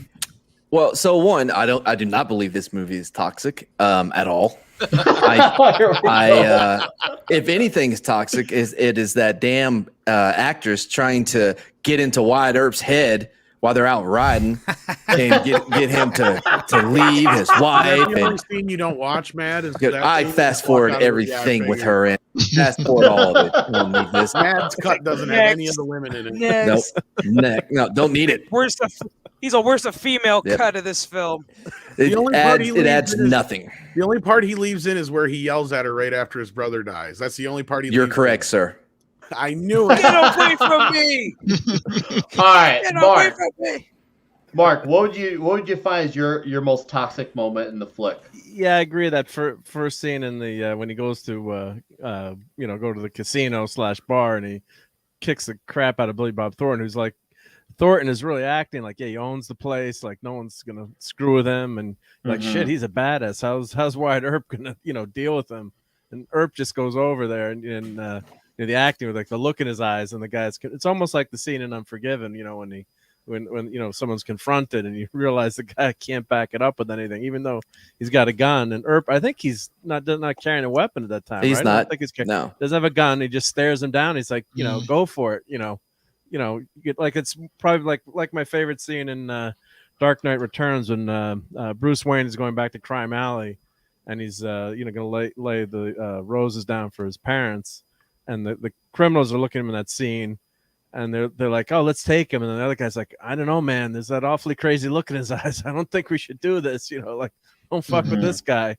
So that's why I love that scene where you set up the character as being a believable character. He's not like some guy that's got special effects or bullshit. It's like he's just staring the guy down in his eyes, and then he grabs he slaps him around back and forth. It's like, you're just gonna stand there and bleed, So he just totally dismantles the guy, and then he gets part of the cut of the bar, which is awesome. You're like, God, what a badass this guy is. So that sets up the whole movie too. That's why I think that's such a well done scene, because then going forward, you're like, this guy's the real deal. Wyatt Earp. You hear the legends, but it brings it to life. One of the threads throughout this movie is just the overconfident dude, like trying to all machismoed out or mad cheese mode out, and just getting shut down by someone that is bigger and badder than them. You constantly see this in the movie. You have a guy that's like, what I mean, Johnny Ringo, Curly Bill, usually bullies. Exactly. Yeah, it's usually people that are trying to bully their way around. That, like in that scene, is like, because Wyatt knows he's not going to kill him, even though he doesn't have a gun. He walks up all cool because he knows the law. He knows this guy. Paxton. And he knows he's close enough to make sure that gun ain't ever going to extend far enough to shoot him with. And even if it did, he knows, like, well, the guy's if he's gonna make that fucking decision, like, yeah. But no, I guess that my favorite scene then, since I got the floor at the moment, is the extension go for of it. that. Since everybody else picked that one, I'll pick the extension of that, and that's when Doc shows up. Yes. And Billy Bob realized, oh shit, that's Wyatt Earp and Doc fucking Holiday. And then you have the whole, oh, I didn't realize you were still there. You may go now. That whole bit. Doc, I didn't realize you was in town. Jesse, what would you define as your toxic moment of the movie? That your definitive toxic moment? It's hard to pick because I have 3 really, and none of them are Doc Holliday scenes. Oh well, doesn't matter. Could be whatever you define as. The first one is a quickie. It's right at the church when the priest runs up to the Cowboys, and Johnny Ringo just looks at him and he just shoots him and goes back to what he's doing, just leaning on a post like it wasn't shit. He just killed the priest. And then the second one I like when he goes into the crossfire in a creek. Oh yeah, because as far as I know, that really happened. Well, and it leads to one of my favorite lines in this whole movie is when I guess Turkey Day Bill, I forgot his name, but he's like Turkey Creek Jack Johnson. There you go. Yeah, he's like, where's Wyatt? It talks like down by the creek, walking on water. You just stole my favorite line. There's some more Thomas Hayden Church. Yeah, there's that guy. Walking on the All right. Oh shit, Mrs. Chef Nation, why don't you tell us about your favorite moment? You see, you're very well knowledgeable on this movie, so I'm sure you got a moment that will be like, oh, that's the one. Mine, honestly, is after. Well, mine is after Morgan got shot, Virgil got shot, and Wyatt pretty much is just like, fuck this, and he meets Ike at the train station as a setup. Yeah. And when he puts his you know, he's got his boot right there, and I'm like, dude, he runs the riding spur across his face. Hey, Mark, slow it down. Slow it down. And honestly, if your spur is that sharp, you can do that kind of damage to somebody if you do it just right. So that was like legit. Like that was my scene right there. It's one of my openers. It's like one of my streams. Now, am I remembering it right? Was that a dry scene or was that a rain scene? No, that was dry, but it was dry. It was very cloudy though. You could tell in the background. It just seems like clouds form behind his head, like a storm is coming with this motherfucker. Exactly, which is like perfect. That's why I like that scene so much, because it's like just how the clouds look and just how he looks, because it's just like. I almost he got lost biblical both my on brothers. that ass. I just lost my brother. You know what I mean? And it's like, I'm fucking done with you. Now I'm going to fucking bring the thunder. Next time I see a red sash, I kill a man wearing it. That's like my favorite line right there. The whole movie. Yeah, so I wanted to talk about this scene before we left it. That's why I was trying to have Mark to slow down on it. Yeah, sure. Yep. Because like I was watching it with my girlfriend's dad, and he was like, wow, Doc Holliday has a lot of bullets in that gun. And this is the one kind of problem I have with it, is that he shoots a lot of rounds, more than you would think. 12. No, that was 3. Oh, but he's got the double gun. Well, with the shotgun though, I think what it is, he shoots once for the horse to jump up, and he shoots again. But I think it was the way they cut it, they edited it to make it look like a third shot. But I think it was the first shot, just from a different angle. Which is why it kind of seems like there's 3. But yeah, once he starts shooting at the windows where Ike is shooting the shotgun here. Yep. Yeah. So he shoots once in the air to get the horse to jump. Yeah, all right, I got. You're making me want to watch this scene again. Hold on, guys. Hold on.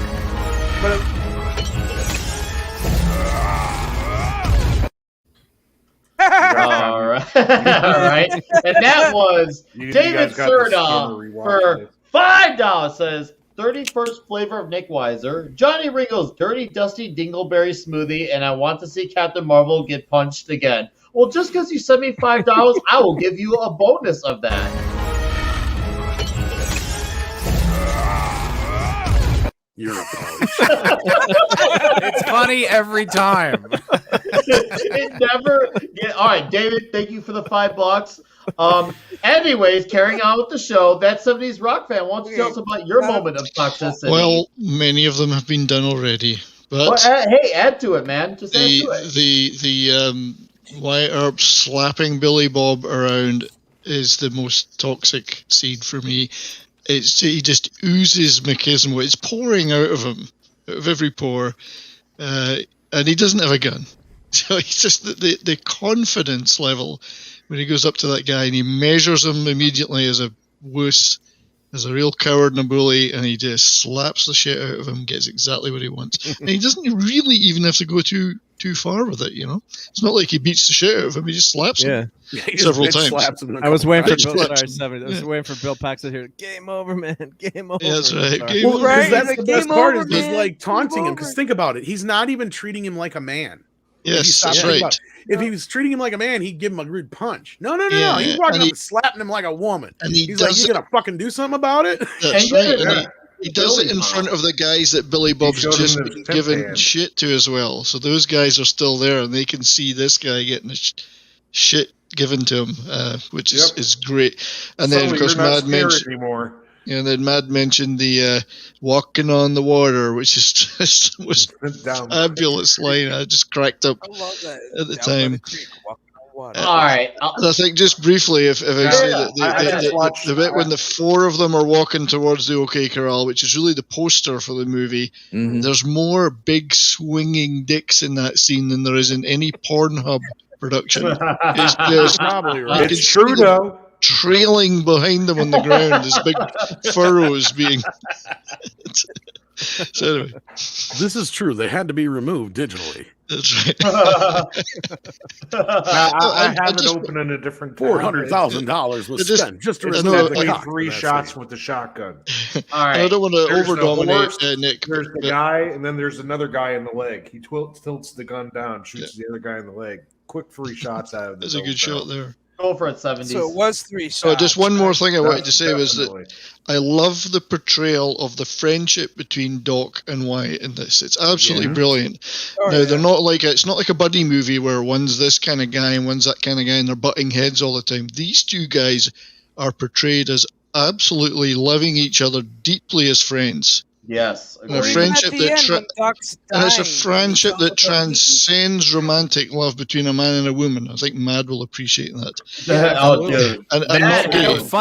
Funny you say that, because actually in real life, their friendship was severed towards the end of their lives, or at least had a big gap because of a woman. Yes, typical women. You just ruin everything. But I love the fact that they portray that friendship without any mocking or irony. It's beautifully portrayed. I just love that about this movie. It does that. Not many movies can do that well. No, it's tough, man. It really is. Doc was kind of like the original vigilante kind of guy. Like he really wasn't like on the side of the law per se, but like he was Wyatt's friend. Like and that like was an anti-hero. Kind of. And that's the thing is like Doc, any other time that would be the kind of guy Doc would, Wyatt would arrest Doc, right? Like, but I'm sure just because Doc made him laugh. Or some shit like that. Something happened one night between those guys, and forevermore that friendship was bonded. And because, like I said, they're two opposite poles. All right, Pat, did you want to add your moment of toxicity for this legendary? I do. I think it's I think everybody kind of came real close to it, but I could tell you the scene that probably most women hate for sure.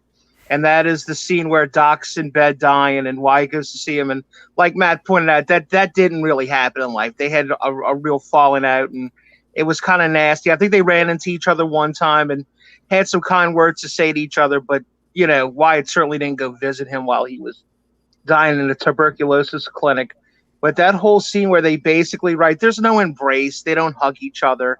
He just says, thanks for being there, man. And, to Doc, that meant the world, because I think, frankly, one of the best lines that people forget about all the time is when I'm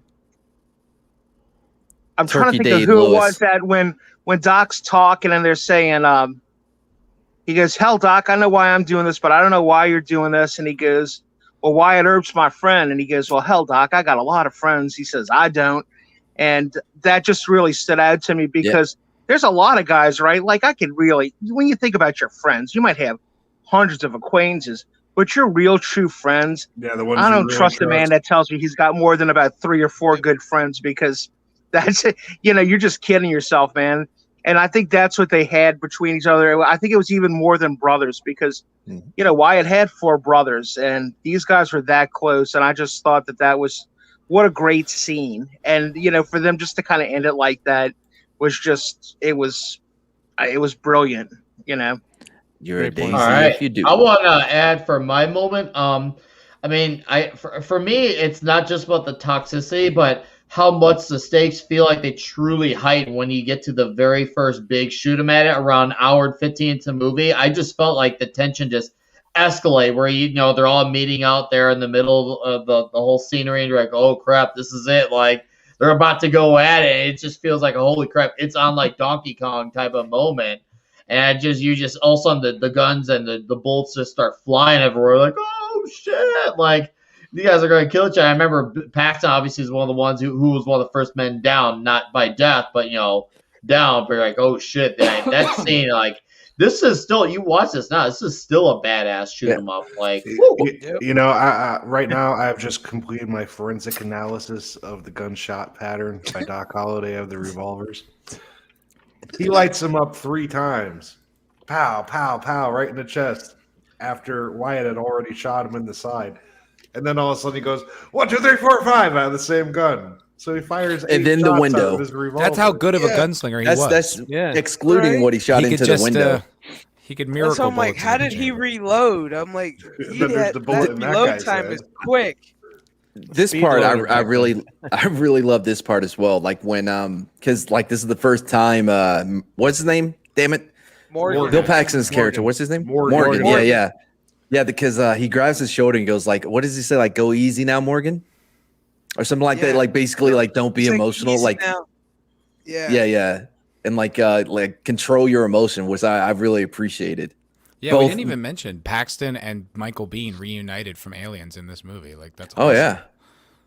And also, if you notice, in this movie, we have made people who would go on to be a Marvel character. You had Rooker as Yondu, obviously Hayden Church as Sandman, Kurt Russell as Ego, the Living Planet, and of course, we obviously Val Kilmer and just end up having Batman for one movie. So it's just so weird. Like when I look at this movie in retrospect, I'm like, all these guys were a comic book character. It's so and don't forget Bill Paxton. Bill Paxton was an Agents of S.H.I.E.L.D. trying to get himself turned into a Deathlock type character. Oh, see, I never actually saw that. And then he died like on the table trying to turn into Deathlock. It was like this brutal scene. Wow. Let's not forget Billy Zane was the Phantom. Yeah. There we go. Yeah. The real winner. Was that after? Yeah, it's like 96, 97. I said that earlier when he first popped in.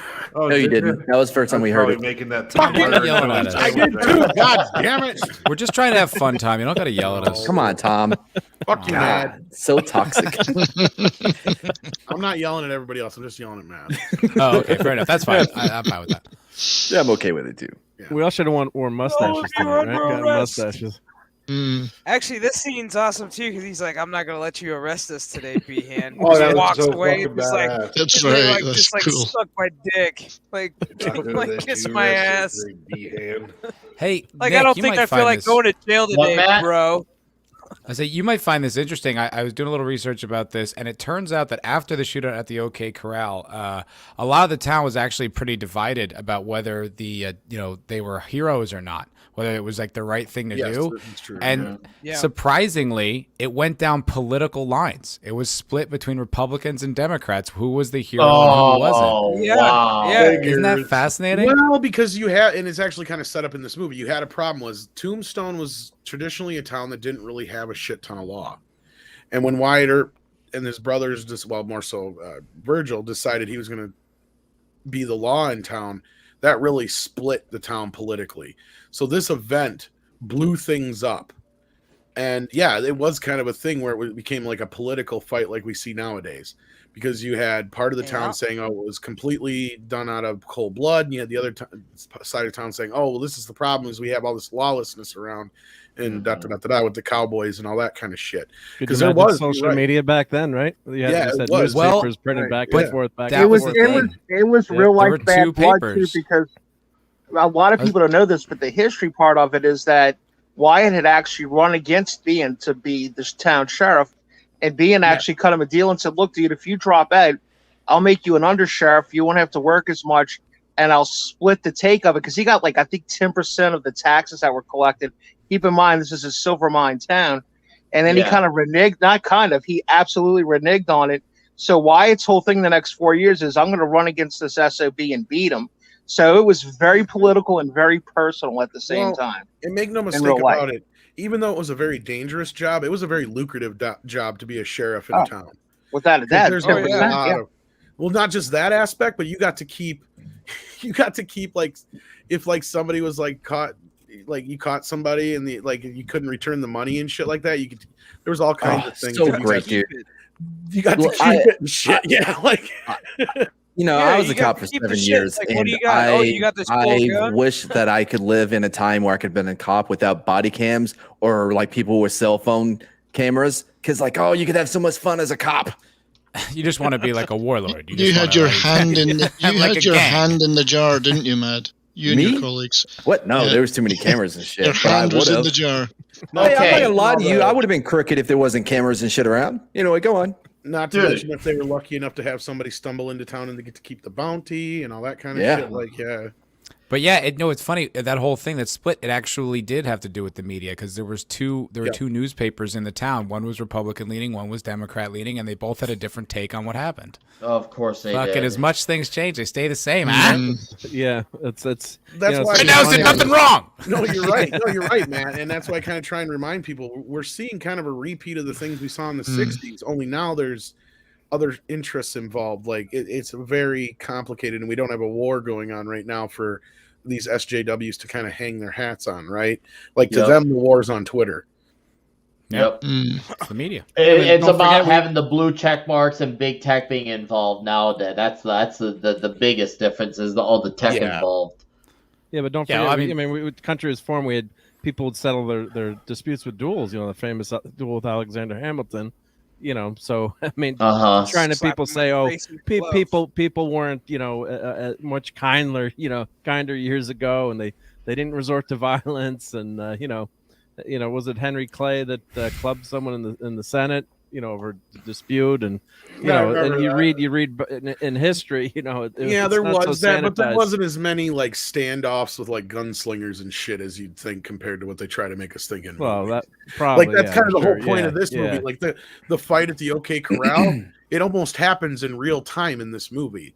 Like it happens so quickly, right? Yeah, that's the point. Is like a lot of times these things happen, and when they did happen, it wasn't like they draw them out in the movies, and you didn't have these guys standing in the middle of the fucking road, 10 paces from each other. A lot of times, it was generally something that blew up right in the middle of the bar. Yeah, if you go to Tombstone, like right where the OK Corral is, they have like kind of like their like mannequins of where they were standing. So when they filmed the scene, they actually kind of like recreated like where each mannequin was going to be at that real time. So the actors actually had to like, okay, we have to go here, at this time, and like time it. So they were legit. So they didn't miss a beat. Cause some historians would have clocked it. As far as like they were half a second off on gunshot number 3 from, As far as I know, even though this movie is filled with inaccuracies and amalgamations, the scene with the OK Corral is as close to timed as it all happened from Wyatt Earp's interpretation, at least. Yeah, I think Deadwood does a great job of showing how like when Wild Bill gets killed, they get snuck up behind you and they shot you in the back of the head. You didn't have a lot of this. Let's go out in the street and have a at noon. Well, speaking of that point, well, I was just saying, what doesn't Wyatt Earp say at one point? Like, I only killed one person to Morgan. Like that's something you never want to experience or know. Yeah. Instead of having, I think he's been in thousands of gunfights. Like you guys are saying, it's probably a lot, a lot more dead people. He says something to the effect, in like all those years of the law in Cattletown or whatever, I only got in one real gunfight, and a man lost his life, and I took it, something like that. Yeah. Well, look what Tom was saying earlier. Excuse me. God. About this kind of misunderstanding about the Old West. A lot of it actually comes from this story. So there was a biography of Wyatt Earp published in like the 20s, like the 1920s or something like that, like right around the time that Wyatt Earp actually died. And it created this mystique. It created this kind of alluring vision of what the Old West was really like. And I think that's what started a lot of that kind of those sort of tropes. Yeah, Billy Gunn too. Don't forget about everything being said about Billy the Kid. Yeah, Not Billy speaking of Gunn, the Old wrestler. West. Billy the Kid. I thought all about Mad Martigan, and when I watched this movie twice in the last week over again, when I saw the ladies in the wagon that said the equal pay for equal work sign. Oh. Yeah, I lingered on that for a while. That's I was not waiting in for his Matt to version, say though. something. That's not Yeah, in his no. version, Nick. Cut Well, that shit out. Yeah. No, but like I think that's a great point to be made here as far as like people stop and don't realize that you're right. I think 100% those dime novels and the Pulp Fiction and stuff of the era really amped up the idea of and glamorized a lot. And that's the thing is I think a lot of people portray this time as, oh, you know, they were just savage people. It's like, no. A lot of these people got in a disagreement and they just walked away, right? Because both guys had a fucking gun and neither one of them would generally go for it. They were generally more respectable and That's more right. careful Second than you Amendment, think, Tom. You tell him. you know?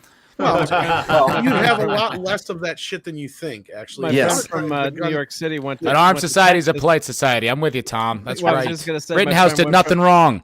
Sorry. You really didn't.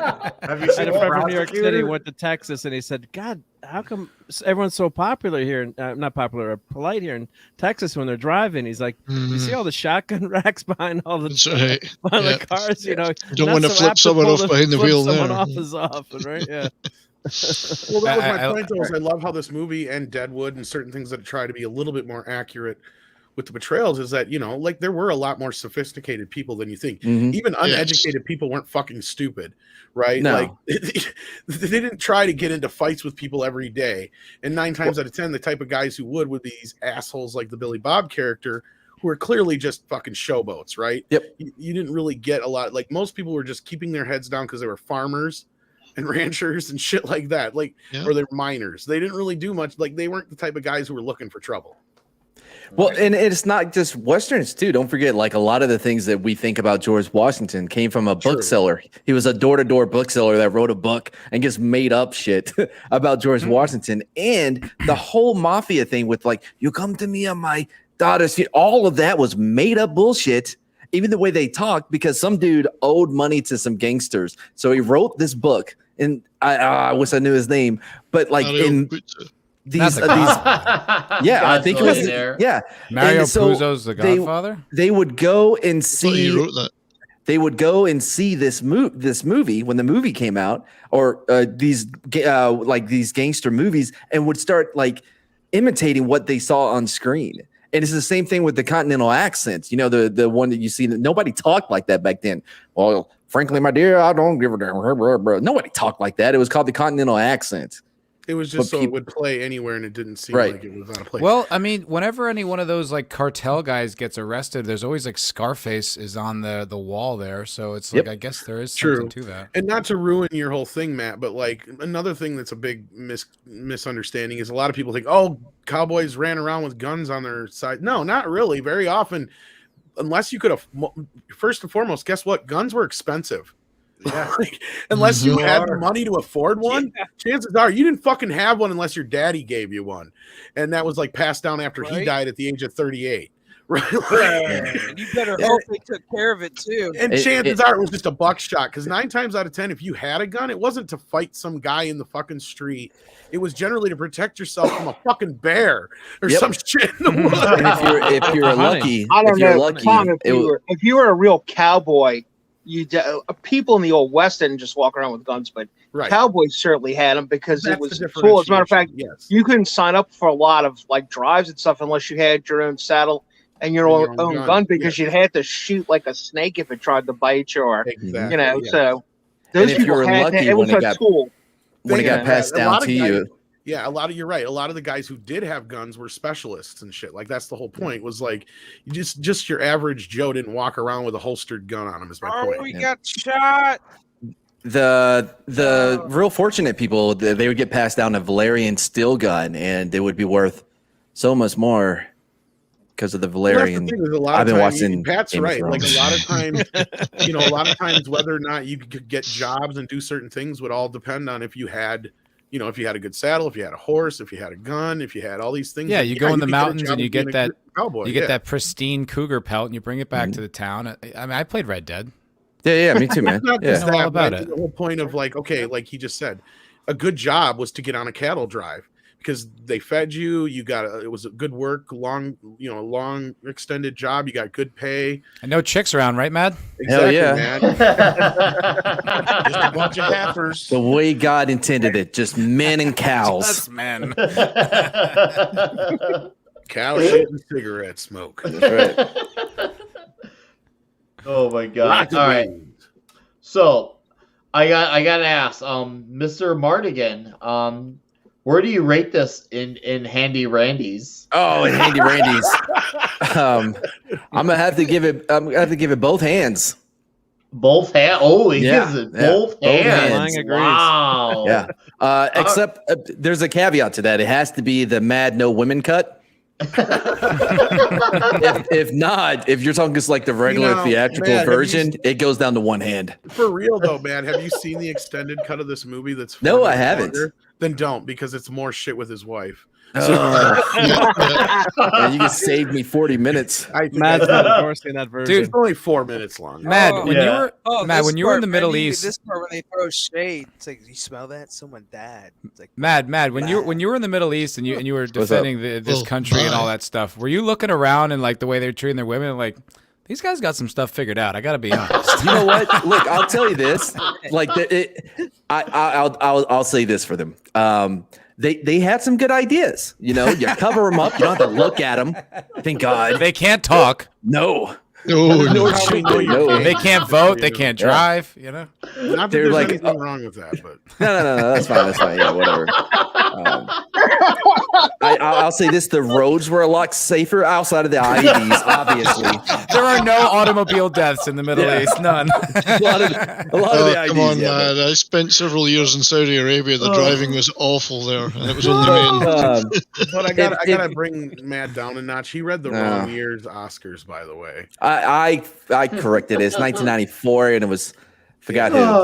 So who was nominated that year? Nominated against Tommy Lee Jones for The Fugitive, Yeah. Leonardo DiCaprio for What's Eating Gilbert Grape, Ralph Those are all Fiennes lead for roles, Schindler's no? List, oh. John Malkovich, and that was the lead roles anyway. Or no, those would be No, those are supporting. supporting. Yeah, that's what I meant. Yeah, All right, Malkovich in what? In The Line of Fire? Is that it? and Yeah. and then Pete That movie Postlewaite sucks.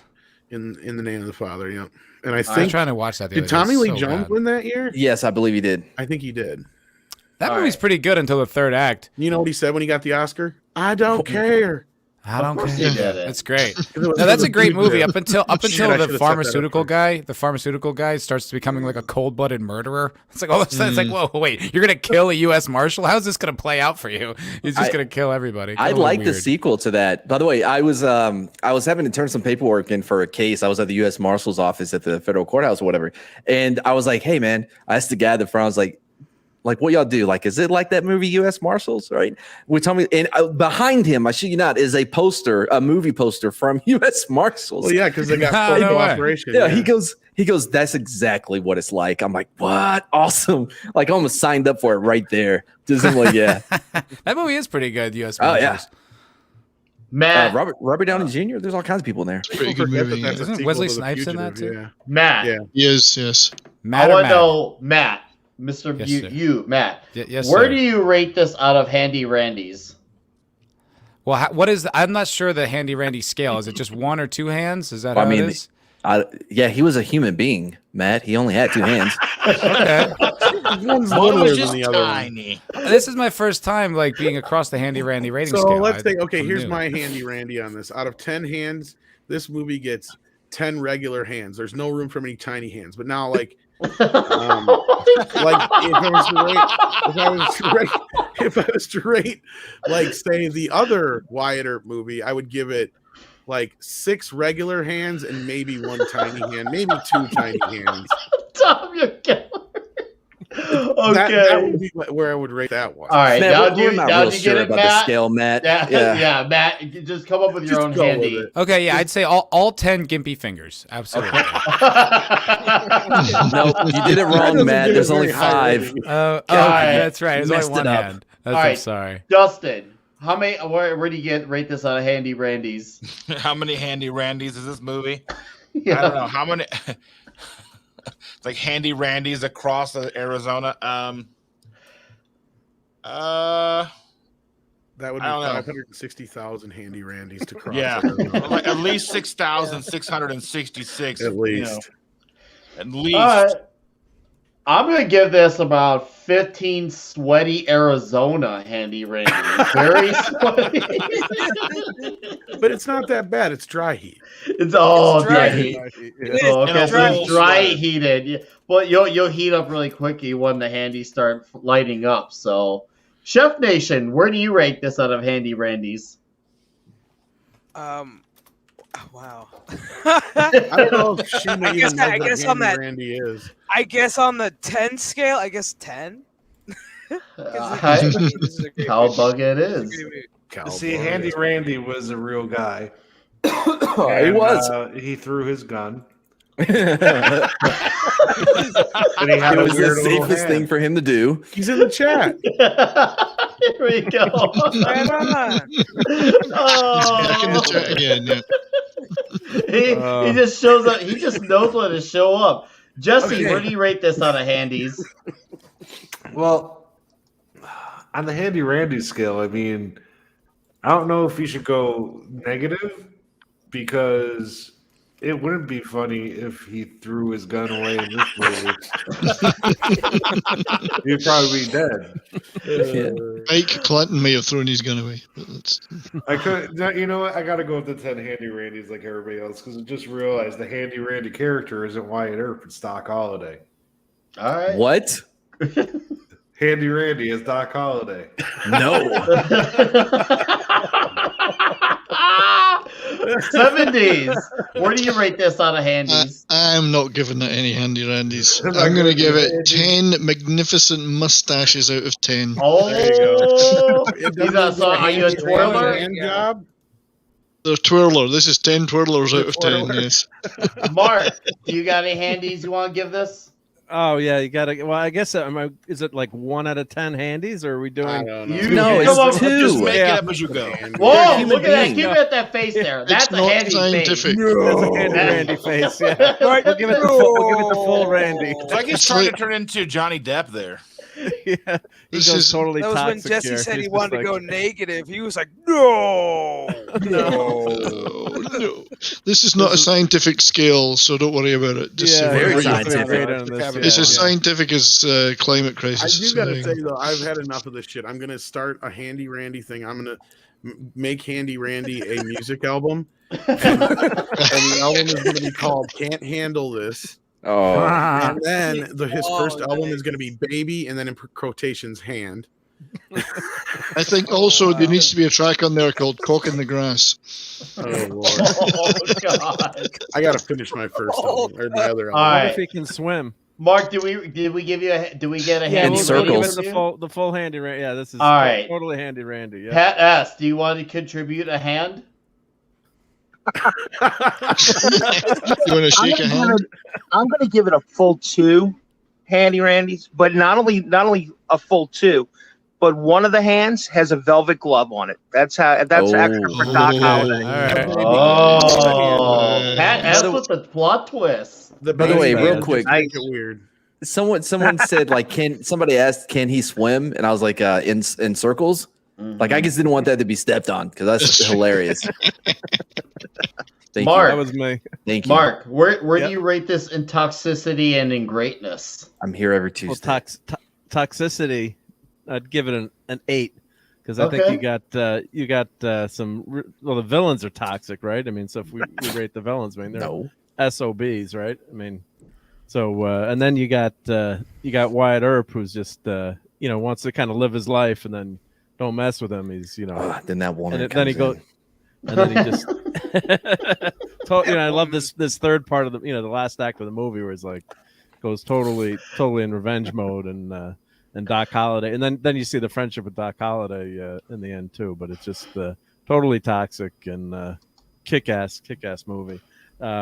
Greatness. I mean, yeah, I would say always you could rewatch this movie and enjoy it and find something you missed. Great quotes. Mhm. So I'm gonna give it a 9.8. This is one of the better movies. 9.8. All right. This holds up. I mean, this whole movie will hold up forever. I think it's Oh yeah. never gonna be like, oh, that movie's dated or this, the dialogue is awesome. Everything's, actors are great. You got all-time great actors in this, and it's just awesome. It's just an awesome movie. Awesome. And maybe it loses a few points, right, Matt, for some extra women in there, but it's okay, right? You got Jason Priestley. 70s. Where do you rate in toxicity and greatness? Toxicity, I think I would give it a 9. And in greatness, it's 10. If 10 is as high as we can go, it's a 10. Okay. It's one of my all-time favorites. All right. Awesome. Chef Nation, where do you rank this in toxicity and greatness? Let's see. Toxic, probably a 9. Greatness, automatic 10. All right. I will Kilmer. I'll watch this over and over on All repeat and not get tired of it. Jesse. Oh, you boomered it. Yes, I did. Well, toxicity. I don't know. A lot of people die. That's true. Yep, it was all death. He did say basically, fuck my wife. She's boring and drug addict, so I'm gonna. Best part. And Did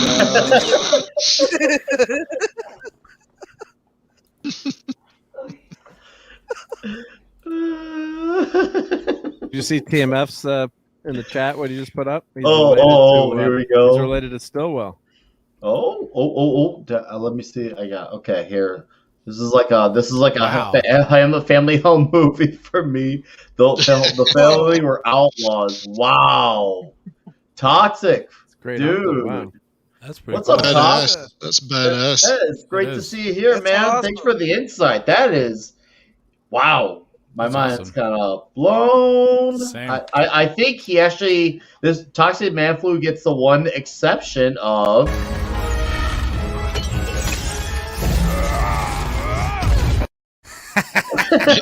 Well deserved. Every time. Well deserved. Her eyes getting all wide right before he cracks her rules. It's like, oh shit. Oh no. Hey, wait Alright. a minute. Sorry, Nick. I've thought of the bit of trivia I wanted to mention that all Yeah, four of the Earps that took part in the OK Corral, none of them had sons in real life, Ooh. so they weren't that masculine. I blame that entirely on the women, obviously. There were no sons, but there is a distant relative of Wyatt Earp in this film. Wyatt Earp III Yeah. is like a fifth cousin or something. Yep. Yeah, All he's in this right. movie somewhere. All right, Pat, where do you rate this in toxicity and greatness?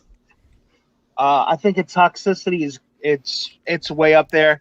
If I could steal what that 70 said at the beginning, all the women were Horrible. either drug addicts, prostitutes, or actresses. Wyatt Earp had all three, so you have to give him credit, right? Because his common law wife was not only a prostitute and a drug addict, but he basically got her to off herself so he could go get the actress. So that's about as toxic as you can get. That's pretty impressive. my hero. I hear you using the term toxic, but I think you're using it wrong. That is awesome. Based as fuck. and as far as greatness goes, and I'd like to see also what Tom thinks about this, but I will say this, and I feel very confident saying this. I think if you had to pick the 5 best Westerns, not even given like this is the first one, this is the third, but this would definitely go in there with The Searchers, The Wild Bunch. Pick any one of the spaghetti Westerns that This is my second Eastwood favorite of did, all time, yeah. and I think it's just that great. And the modern Western, right? That's any Western made after the 70s. I think this is the best modern Western out there. I really do. I think there's some good ones out there, but I think this is it. I think this is You like Silverado, Pat S? The only one I'll disagree on is Unforgiven. Like I said, Yeah, earlier. I'd go with For Unforgiven. me is the greatest Western of all time, and not only that to me, just because I mean, this too is one of my favorite films. But like Unforgiven is up there in my top 10 favorite films of all time. But this is like my second favorite Western. Now, best, it's definitely in the top 10 if you want to get into like an argument with some of the other, because you got to bring in some other ones for technical Magnificent reasons. Seven. Yeah. Yes. So like, Quick but and the this is Dead. definitely one No, of not that the one. touchstones of Westerns. Like this, I think you're right in a sense. Like this, unlike Unforgiven, which is made much more in the older style, this is definitely the more modern style, like Silverado, which was just brought up. Yeah, you know, Tom, you were still rolling when we started, but one of the things we talked about and what my father didn't like about Unforgiven, I loved Unforgiven when I first saw it, but when I went back and researched it, it really is kind of like a deconstruction, right, of the old West, of the old Western movies, and I can't tell you I hate Unforgiven, but I certainly understand people who say it's kind of like an un-Western. I get what they're saying, but you can't say the acting in it isn't magnificent.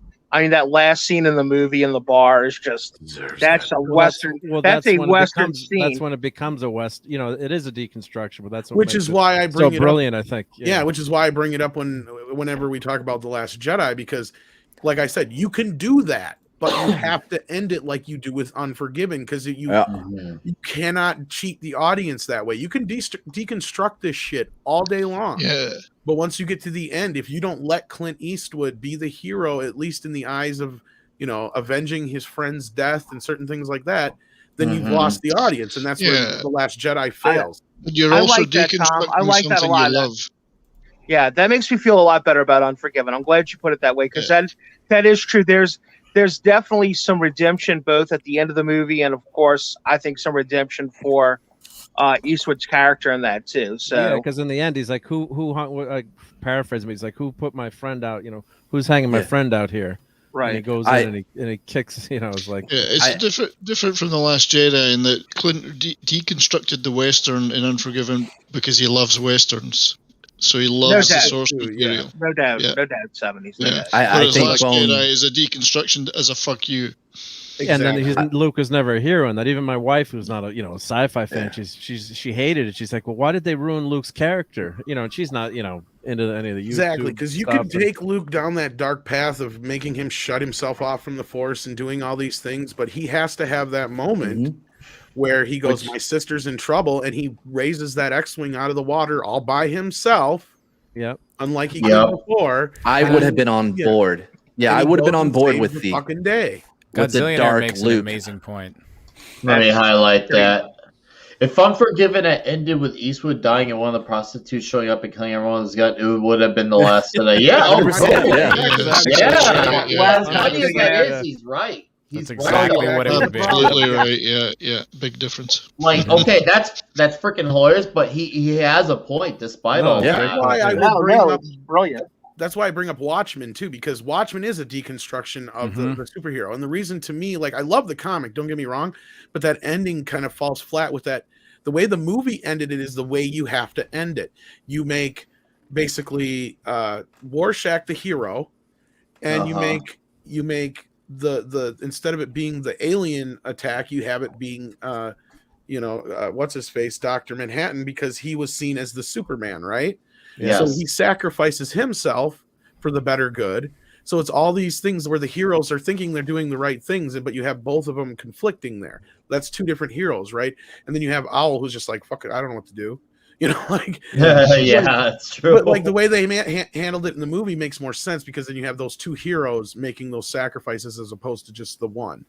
Right, like, and that's where it makes more sense to me. And you can deconstruct shit all day long, but you have to be able to that ending has to make it work. Clobbering, there he is. Oh, I don't know about that, Clobby. I wish Clobby would tell us what he really thought. I mean, in the comic book, yes, I don't like the comic book ending.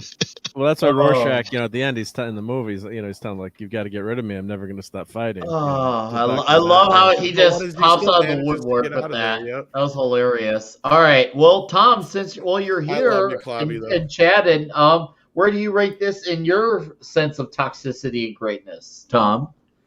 Oh, this is on the toxicity scale, pretty high. Yes, pretty high. He's pretty high. There's quite a few scenes that the female dynamic is played to a minimum in this film. It's like you could almost cut it out. Mad's right. That's like classic. You can still cut it out and it would still in the comics I agree with you, but I like the movie better, man. Sorry, Clobby. It makes more sense to me in the movie. Maybe that's a debate we need to have sometime. Yeah, I was gonna say I will watch that debate. Isn't Rorschach supposed to be like wrong in motivations, but like right Yes. in actions. Like, isn't Yes. that the point? Yes. Yes. Yes. Yeah. Yes. Exactly. Yes. So And then it's supposed to be having complex, and you're supposed to be yeah, like, and to me, "Ugh." having Dr. Manhattan on the other end of that spectrum makes it balance better. And I just hate the squid monster thing. It makes more sense that it's Dr. Manhattan because they do all this building and building and building of Dr. Manhattan like he's some kind of like ticking time bomb, right? And they just don't really do much with that in the comic. And I feel like they handled it a little bit better in the movie. But again, overall, I enjoy the comic as a whole, Clobby, if that's worth anything. Like, I feel like the movie cuts out too much. But no, like on the scale of toxicity, like there's scenes that are great that we didn't even discuss that have a lot of great toxicity. The bromance is great in this. The brother story is great in this. Just the machismo that just oozes off this movie. Like you guys were talking about the fucking poster and we were joking about it, but it's serious. Like, you know, it's just one of those. I'll concede at this point right now, Clobby, because I'm not going to argue with you because we're talking about Tombstone. Peace. Yes. But anyhow, yeah, I just I love this film. It's a perfect movie. The extended cut is okay. I would love to see the more extended cut with all the stuff that we didn't get to see and see how this movie came together and really let Kurt Russell kind of talk about the movie since he finally can, hopefully, because now that the truth is kind of getting out there, because for years people thought George P. Cosmatos really was the one who directed this when it really was Kurt Russell through 90% of it and kept it going. Because I think there was a strike or something going on at the same time as well. There was some other shit going on top of all the problems that were going on during this movie. And the fact that we got such a great movie out of this movie, considering the problems they were going through, is insane. Because we didn't even get into half of the shit that this movie went through. Like they fired their first director after the first few days, and it was a big old mess. Oh yeah, no, and it sounds like that sounds like a whole epic other story, man. That's nutty, dude. I didn't even know about that. That's give me a whole education lesson on that part. Hey, Nick, Matt needs to get going. All right, well, Matt, why don't you do your finals scores, and then you can get on plugging. Right on, man. Yeah, though this movie is it's an absolute classic. It's a like definitive Western. There's not like a whole lot of movies like it. It really is like in sort of the pantheon of like perfect Westerns and really defines the genre in a lot of good ways. And it's also like one of the most iconic stories. It's sort of like the Caine Mutiny. It's like one of those just classic true stories that sort of will carry on throughout history. And the movie is excellent. I mean, Kurt Russell, the whole cast. It's such a masterpiece. And thanks for having me on for Toxic Tuesdays. I'm normally working, so it's great that I can actually be here. Oh yeah, dude! Thank you for coming on. I appreciate it. And guys, Matt, I'm sure most of you know him, but if you somehow don't, he has a channel, Foulball Productions.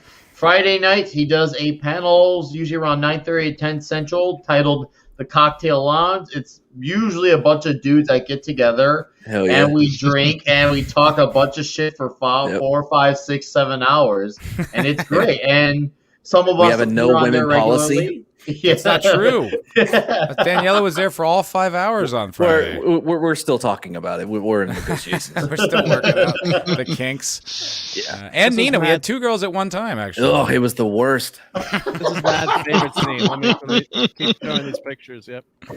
There you go, Matt. Well, I already turned the movie off at this I've point. had 3 at the same time. All right, Matt, I'll let you go, but thank you. It's been awesome. Hopefully you come back when you can, whenever the movie appeases you. Be like, hey, I want in on this. Just Christian Bale your way into it, okay? Fuck yeah. I definitely want to be back. And everyone in the chat, thank you guys so much for watching. Please sub to my channel because YouTube hates me. And even during this stream, I lost a sub somehow without having put out anything since Friday. I get it. You had some bad opinions. They just, I guess so. They just keep going after me. So if you guys can sub to me, I'd really appreciate it. And tomorrow morning, I'll have an Expanse trailer reaction video because that just dropped today. So see y'all. Thanks, everybody. Nice. Take care, Matt. All right, Dustin, where do you get to do your fancy diddly scores? Well, I think Toxic, I think it's going to be a 9. And as far as the overall score, it's a 10 out of 10, man. All day long. Oh, and just like that. Mr. Martigan, I know you've been waiting now.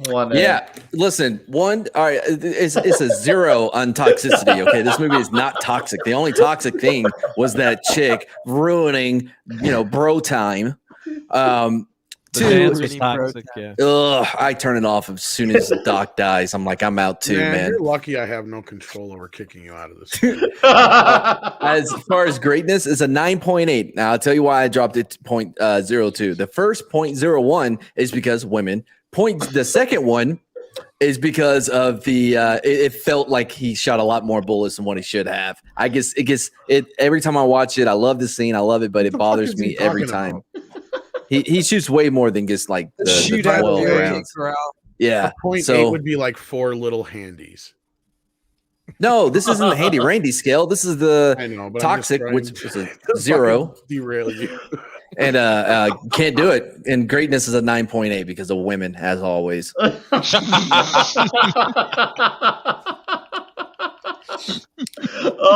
every time. Hey, collaborate. If you do a panel that, I'd be glad to join you and do the same thing. Yeah, I was talking to Clobber times. I'm just talking about the end of end, the movie. Clobby, just so the you end. know. And then he's like pointing out things. I'm like, oh, maybe you got a couple of points here. I'm like, don't ruin the movie for me. I like it. No. I stick with the movie on the ending part. Okay. All right. Well, I'm going to go. I mean, for me, toxicity alone. I mean, obviously, you got badass fights, you got the badass suits, the stashes, but when you have a scene where you see Kurt Russell show up Billy Bob Thornton, come on, come on, the toxicity alone, like I feel like it coming off the TV. Like I'm gonna go with an 8.7 on toxicity, and in greatness, I mean. You can take a Western flick and make it timeless, and it's funny because people have talked about how the Westerns were like of a age-old time, but you put this on, and it can be put on at any time, and it helps because of them using the natural settings and watching Arizona and how it looks so like amazing, like on here, like even though it came out in 93 or 4, 93. All right, and you got the incredible cast alone, and you got all these incredible actors. You're like, holy crap. And I actually, when I was a kid watching this, I actually thought it was like a 3-hour movie because it felt like such a big story. Like I was like, oh no, it's not. It's just over 2 hours. It's such a big movie, and like, holy crap, it's only 2 hours. Like I don't feel like it's long because it feels boring. It just feels like such a massive story. So I'm like, hell yeah, but nope, it's only 2 hours, so it's one of those films. But yeah, I'm gonna go with a 9.7 for the flick in greatness. So that's where we are with the Tombstone. So Marc, thank you for your endless time with the photos and the scrolls. I appreciate that. Hope you That's guys awesome. liked it. Yep. Yeah, it gives us a nice little visual, and we can talk about things as we see and go along. But guys, I guess it'll be the part where we scale back now, and I'll have everyone do a quick plug for their channels. But before we do, I see a lot of new faces here in the stream. Thank you for coming on here. Stick around. Hopefully, we lose now. Oh yeah, we lost Matt. Never mind. Yeah, hopefully, I see all new faces of the Equalizer. I saw Glinser returning. What's up, Glinser? Yeah, I'm just happy to see new faces. Thank you for subbing. Hopefully that was worth it, and hopefully you'll come back for future editions of Toxic Tuesday, because next week we're going to go in for a fine cruise with Mr. Tom Cruise's Top Gun. What? Yes. Bro, I know every word to this movie. That is one of the gayest movies ever. You're goddamn right it is, and it's glorious. Volleyball. Dad, I am convinced now you are gay. I'm not. I have a girlfriend. That's what you keep telling people. I do. So yeah, we're gonna be talking Top Gun next week. So please come back. And usually it's a little bit after meet starts. So thank you. And Tom, thank you for plugging this in. By the way, on your community tab, appreciate that. Definitely send do it again next week.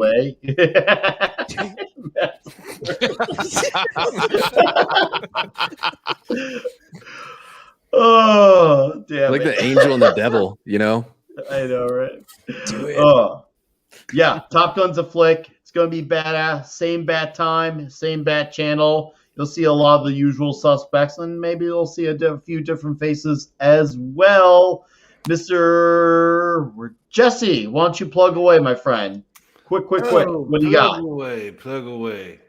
Well, first off, I do my own channel. I've been lazy lately. I've been streaming a lot of games, but I also do panels. I need to start doing more panels. Yeah, for real, I do.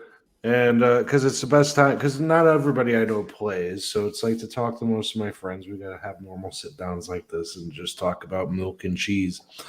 Besides that, my son did make a gaming channel. Cheese and rotary that's phones. Cool. Getting them going early. Yeah, cheese and rotary phones. That was it. Or whatever, you know. Plus, you know, we're kind of political. You can say what you want. Kinda. Nice. Kind of. That means he absolutely is. Awesome. Every time dude. I seem to hop into Jesse's channel, we start talking about a movie or something. The next thing I know, we're onto like rotary phones before you know it. Like, it's like, how did we get here? Current I events. just don't get it.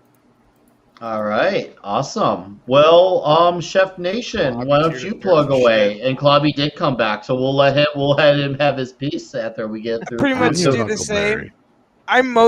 You can pretty much find me on Jesse's channel. I do gaming as well, but I'm mostly on Jesse's channel, pretty much as his right hand. His good hand, his pimp hand, his strong hand. All right. Yeah, not the handy randy one. Nope. All right. Cool. Well, Chef Nation, thank you for joining us, and thank you for having insights. me. This is awesome. No, I'm glad you had a fun time. You're definitely always welcome back. And that 70s rock fan. Hey, yeah, please check my channel out. That 70s rock fan. Got some quite a little, some good traction with some videos lately. Making videos about science fiction books, some music stuff, and movie stuff. And now that I've finished my seasonal job I've been working on, I'm semi-retired now, so I think there may be more videos coming and some of my own live streams too. I got some plans. So, but you can also catch me here on Toxic Tuesdays, on Fileball Productions, MFR Cocktail Lounge Friday night, and I will be a guest on Culture Casino's Sunday Culture Review this coming Sunday. So looking forward to that. All right, cool. Well, thank you, 70s, and I'm assuming you'll be here next week then? Oh yes, unless you've figured out a way of stopping me from turning up. Nah, you're in, dude. Every fiber of your being is all the way in on this. All right, my buddy Dustin. Yeah, I got a YouTube channel, Keto Simple. I just hit over 900 subscribers today. Congrats! Oh, cool. Excellent. Give it a look if you're into keto or anything like that. Yeah, just give it a watch. I got about 150 videos on there. There you go. The man had spoken. Yes, guys, he's definitely gonna be. You're gonna get monetized soon, dude. I'm so fucking happy for you. You deserve it. I gotta get that watch time up. That's the problem. Dude, let's get some streams going on there. I'll be glad to talk food with you, even if I'm not knowledgeable. I can at least we can at least talk food, man. Since you're talking about with the diet plan, let's get some streams going on your channel, dude. All right, I'd be glad to take part in the conversation with you. Sure. All right. Well, thank you for coming on, and I can't wait to have you back on. Well, wherever you can. I plan on being here next week. All right, cool. Well, then, Cowabunga it is. Pat S. Hey, Nick, the big quick three. The Amazing Vito is working hard. We're writing scripts right now for his missing persons and true crime channel. 24/7 Fusion Media, who I'm working heavy with, had a great show with Clobbering Times last night, and he will do kind of a part 2 with Loki from Loki's Wonders of Mischief this Friday on his show, so you could join us there. And Nick, I want to use your show to make the official announcement, sir. People have been asking and messaging me. I can confirm that in March we will be doing a 10-year anniversary retrospective on the Pacific, the companion piece to Band of Brothers. Oh, that is in the works. That is good. I am working with Gary from Pop Culture Minefield, who is employed by the Dyes, and Julia Dye especially was a producer and a behind-the-scenes person on that show, and she will be joining us with that. So just look for it, guys. It's very exciting, and we're going to take it up a notch because the Pacific may not be as enjoyable or as well known of a property as Band of Brothers, but it certainly is fascinating, and it talks about an important time in history and honors our veterans, and we're going to do that again. So we will keep y'all up to date on that, guys. Honestly, I enjoyed the Pacific better than Band of Brothers. That's just in my opinion. Thank you, sir. Yeah, I feel the same way, but we're in the minority. But we'll make it fun. We'll make it interesting for people. Show them what to love. Better. Thank you. Right. Thanks, Nick. Yeah, my pleasure, man. Thank you. And the madman, the magnificent, the macho man Martigan. Gay bastard. I wanted to show off one of my more manly pictures. Very flexible. I'm impressed. Very flexible. Yeah. It's called Kitty Kwando. It's a fighting style that I'm known for. No, we're probably gonna do something on my channel tomorrow at 3 p.m. Central. What it's gonna be, I don't know. You'll have to show up and find out, like I will. I guess that's it. And I may do something on Saturday. Sometimes I do late night streams. I may do one at night. Depends on how I feel. That's it. Yep. Killer. Yeah. Awesome. I know you're gay. He already knows that. Is that trick question?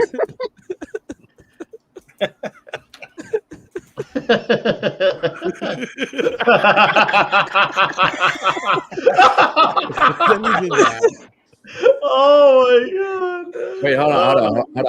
I don't know if it's gonna work. I don't know if I have it set up right. Orange, you glad it's fall? I'm saying George. My body and my soul. Mm-hmm. Oh, take it. Did you get it? Okay. What? Yeah. Try saying I'm gay again. That was as manly as it gets. Did he also buy a butternut squash for his asshole? Oh my god! Yeah. Oh man, over here. The fuck is that guy? What was that? What is that? What? Oh, that's me and my band. What the fuck? Wow. Okay. Culture Casino there. If you, dude, I don't know what else I got. Yeah, I got Why'd that. you make him a gimp? All right. Marcy with a spade. For Christmas, Culture Casino and Yeah, I don't know what Huckleberry Hound would say to those photos, but he did approve of the movie. Nice. So check out my channel. I do a lot of reviews of toys, old toys like these good old Micronauts, 3D printing. Sunday night I got a show late night, and Clobberin Times is usually there, and Arwen, Avalon, Pat S, and a bunch of great guests. And we just talk about what happened during the week. Raquel Briggs sometimes shows up. And so that's late night Sunday night, and I'm on Clobberin Times Clubhouse on Thursday. I'll let Clobby talk about that. And, just check out my channel for some short videos during the week with reviews. And my new segment is Enabling, where I try to get you to spend money on stuff that I can find on the internet that I think you should buy. And it's a lot cheaper than me buying it. So check that out. Right. And thanks for having me. Yeah, my pleasure. And guys, this is his channel right here. And yes, that's his Huckleberry right there. And Handy Randy said something felt better having a small hand. Yes, you do. And now for Mr. Midnight's Edge of all the Midnight's Edge channels, Mr. Tom Connors. Thank you, sir. Once again, appreciate the plug-in and the mention. And you get to say whatever the hell you want. Oh, that's a bad thing to tell me. Oh, that's a very bad thing to tell me. Well, first of all, I want to just thank Clobby and Pat S for tag teaming in and out just to let me stay. You didn't have to do that, guys. I appreciate that. Glad to do it, brother. We're glad you're here, man. Yep. Other than that, no, I love partaking in these. Hopefully I can come back again soon when you start talking about stuff I'm interested in again.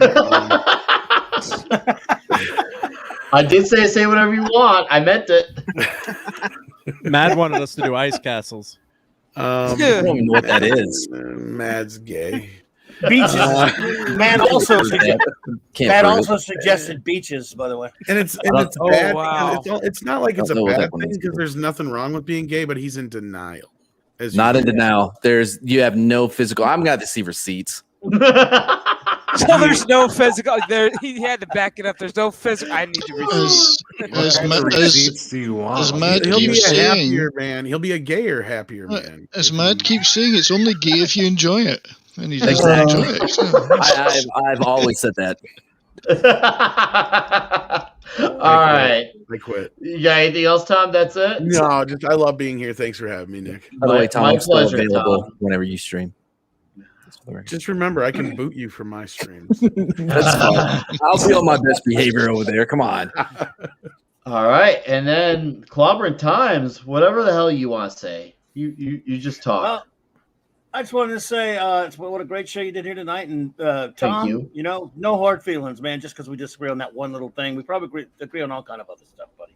Just wanted to let you know. I wasn't trying to bust your balls. No, actually, it'd be fun to have a debate about it. It's just you were in the chat, and it's not fair because I could sit here and talk, and then you're delayed, and then you only get so many characters, and it's something that'd be better if we actually got to sit down and discuss it. Then It would, but that's the thing. And I wasn't even kidding. It's been a long time since I've done that, and it would be fun to go back and revisit that. And I could, I have a lot of, because I'm such an aficionado of the comic, and I have a lot of problems with the movie, so I might relitigate that film soon if you're ever interested in talking about it. Again, I can't argue most of the film. It's just that ending, just how because right. Yeah, the squid monster thing. It makes sense.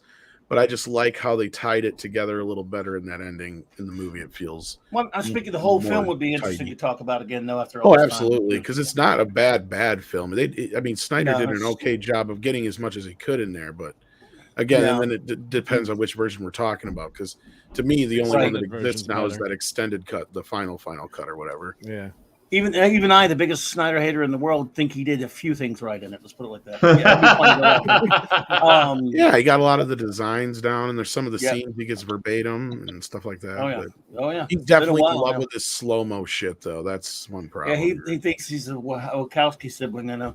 Well, let's see. Tomorrow night, the great Michael French from Retro Blasting will be hanging out with me again. It'll be almost like 10 years now. We've been doing shows together, and yet, Mike is just Michael's a wonderful friend, and yet we've never talked Doctor Who. So I think that I can remember. So we're going to be talking. It's the Doctor Who anniversary, and it's all Doctor Who for the next 2 days on Clobbering Times. It'll be tomorrow night with 9 p.m. Central, I believe, Standard Time with Retro Blasting, and then the Global Geek Gang. I'm having a bunch of Doctor Who YouTubers for a Doctor Who roundtable, but we're not going to be talking about the new filthy trash that they do with the show. We're going to talk about Doctor Who that we love. Got to go back a ways, but that's okay. And we're gonna have a love fest for the Doctor Who that we adore, and then of course Thursday night, Clobby's Clubhouse with Raquel and Marc D, the great Marc D with a C. Thank you. And Saturday night, Star Trek, as usual, starting the 4th season of Next Gen, reviewing all of Real Trek, which only means 66 Nice. 05. Yeah, Real Trek only. Killer. Awesome, dude. Well, thank you for coming on, and thanks, bro. And you once again, you know how it goes. You just say the words, and well, just like that, you're in. So appreciate you coming in and coming back on. And I guess me. Well, guys, it's been awesome. This has definitely been a very exciting panel, very toxic. Appreciate all the newbies, and I appreciate all the returners as well. You've been excellent. Thank you for staying excellent. And thank you for staying toxic. We all need a little bit of that in our lives. Actually, I lied. We need a lot of that. So please, when you wake up in the morning, when you're brushing your teeth, think about the first toxic thing you can do that day. And you will accomplish it. You will. So we'll see you next week for Top Gun. And I have Friday Night Comic Shop Talk later this week as well. And I have a few videos coming out this week as well. And I yell up Mark Cards with Comics Division. And well, I actually have some free time next week. Hopefully I'll appear on some other panels, so work actually won't be consuming my life as much. So hopefully I'll appear around the worlds of the YouTube, spreading myself around. And now, this is the part where you say, go home, you're drunk, get the hell out. It's been good. It's been real. Bars closed. Thank you for coming. Goodbye. No song tonight. Yep, that's right. We're doing it. It's been real, guys. Goodbye. Good night.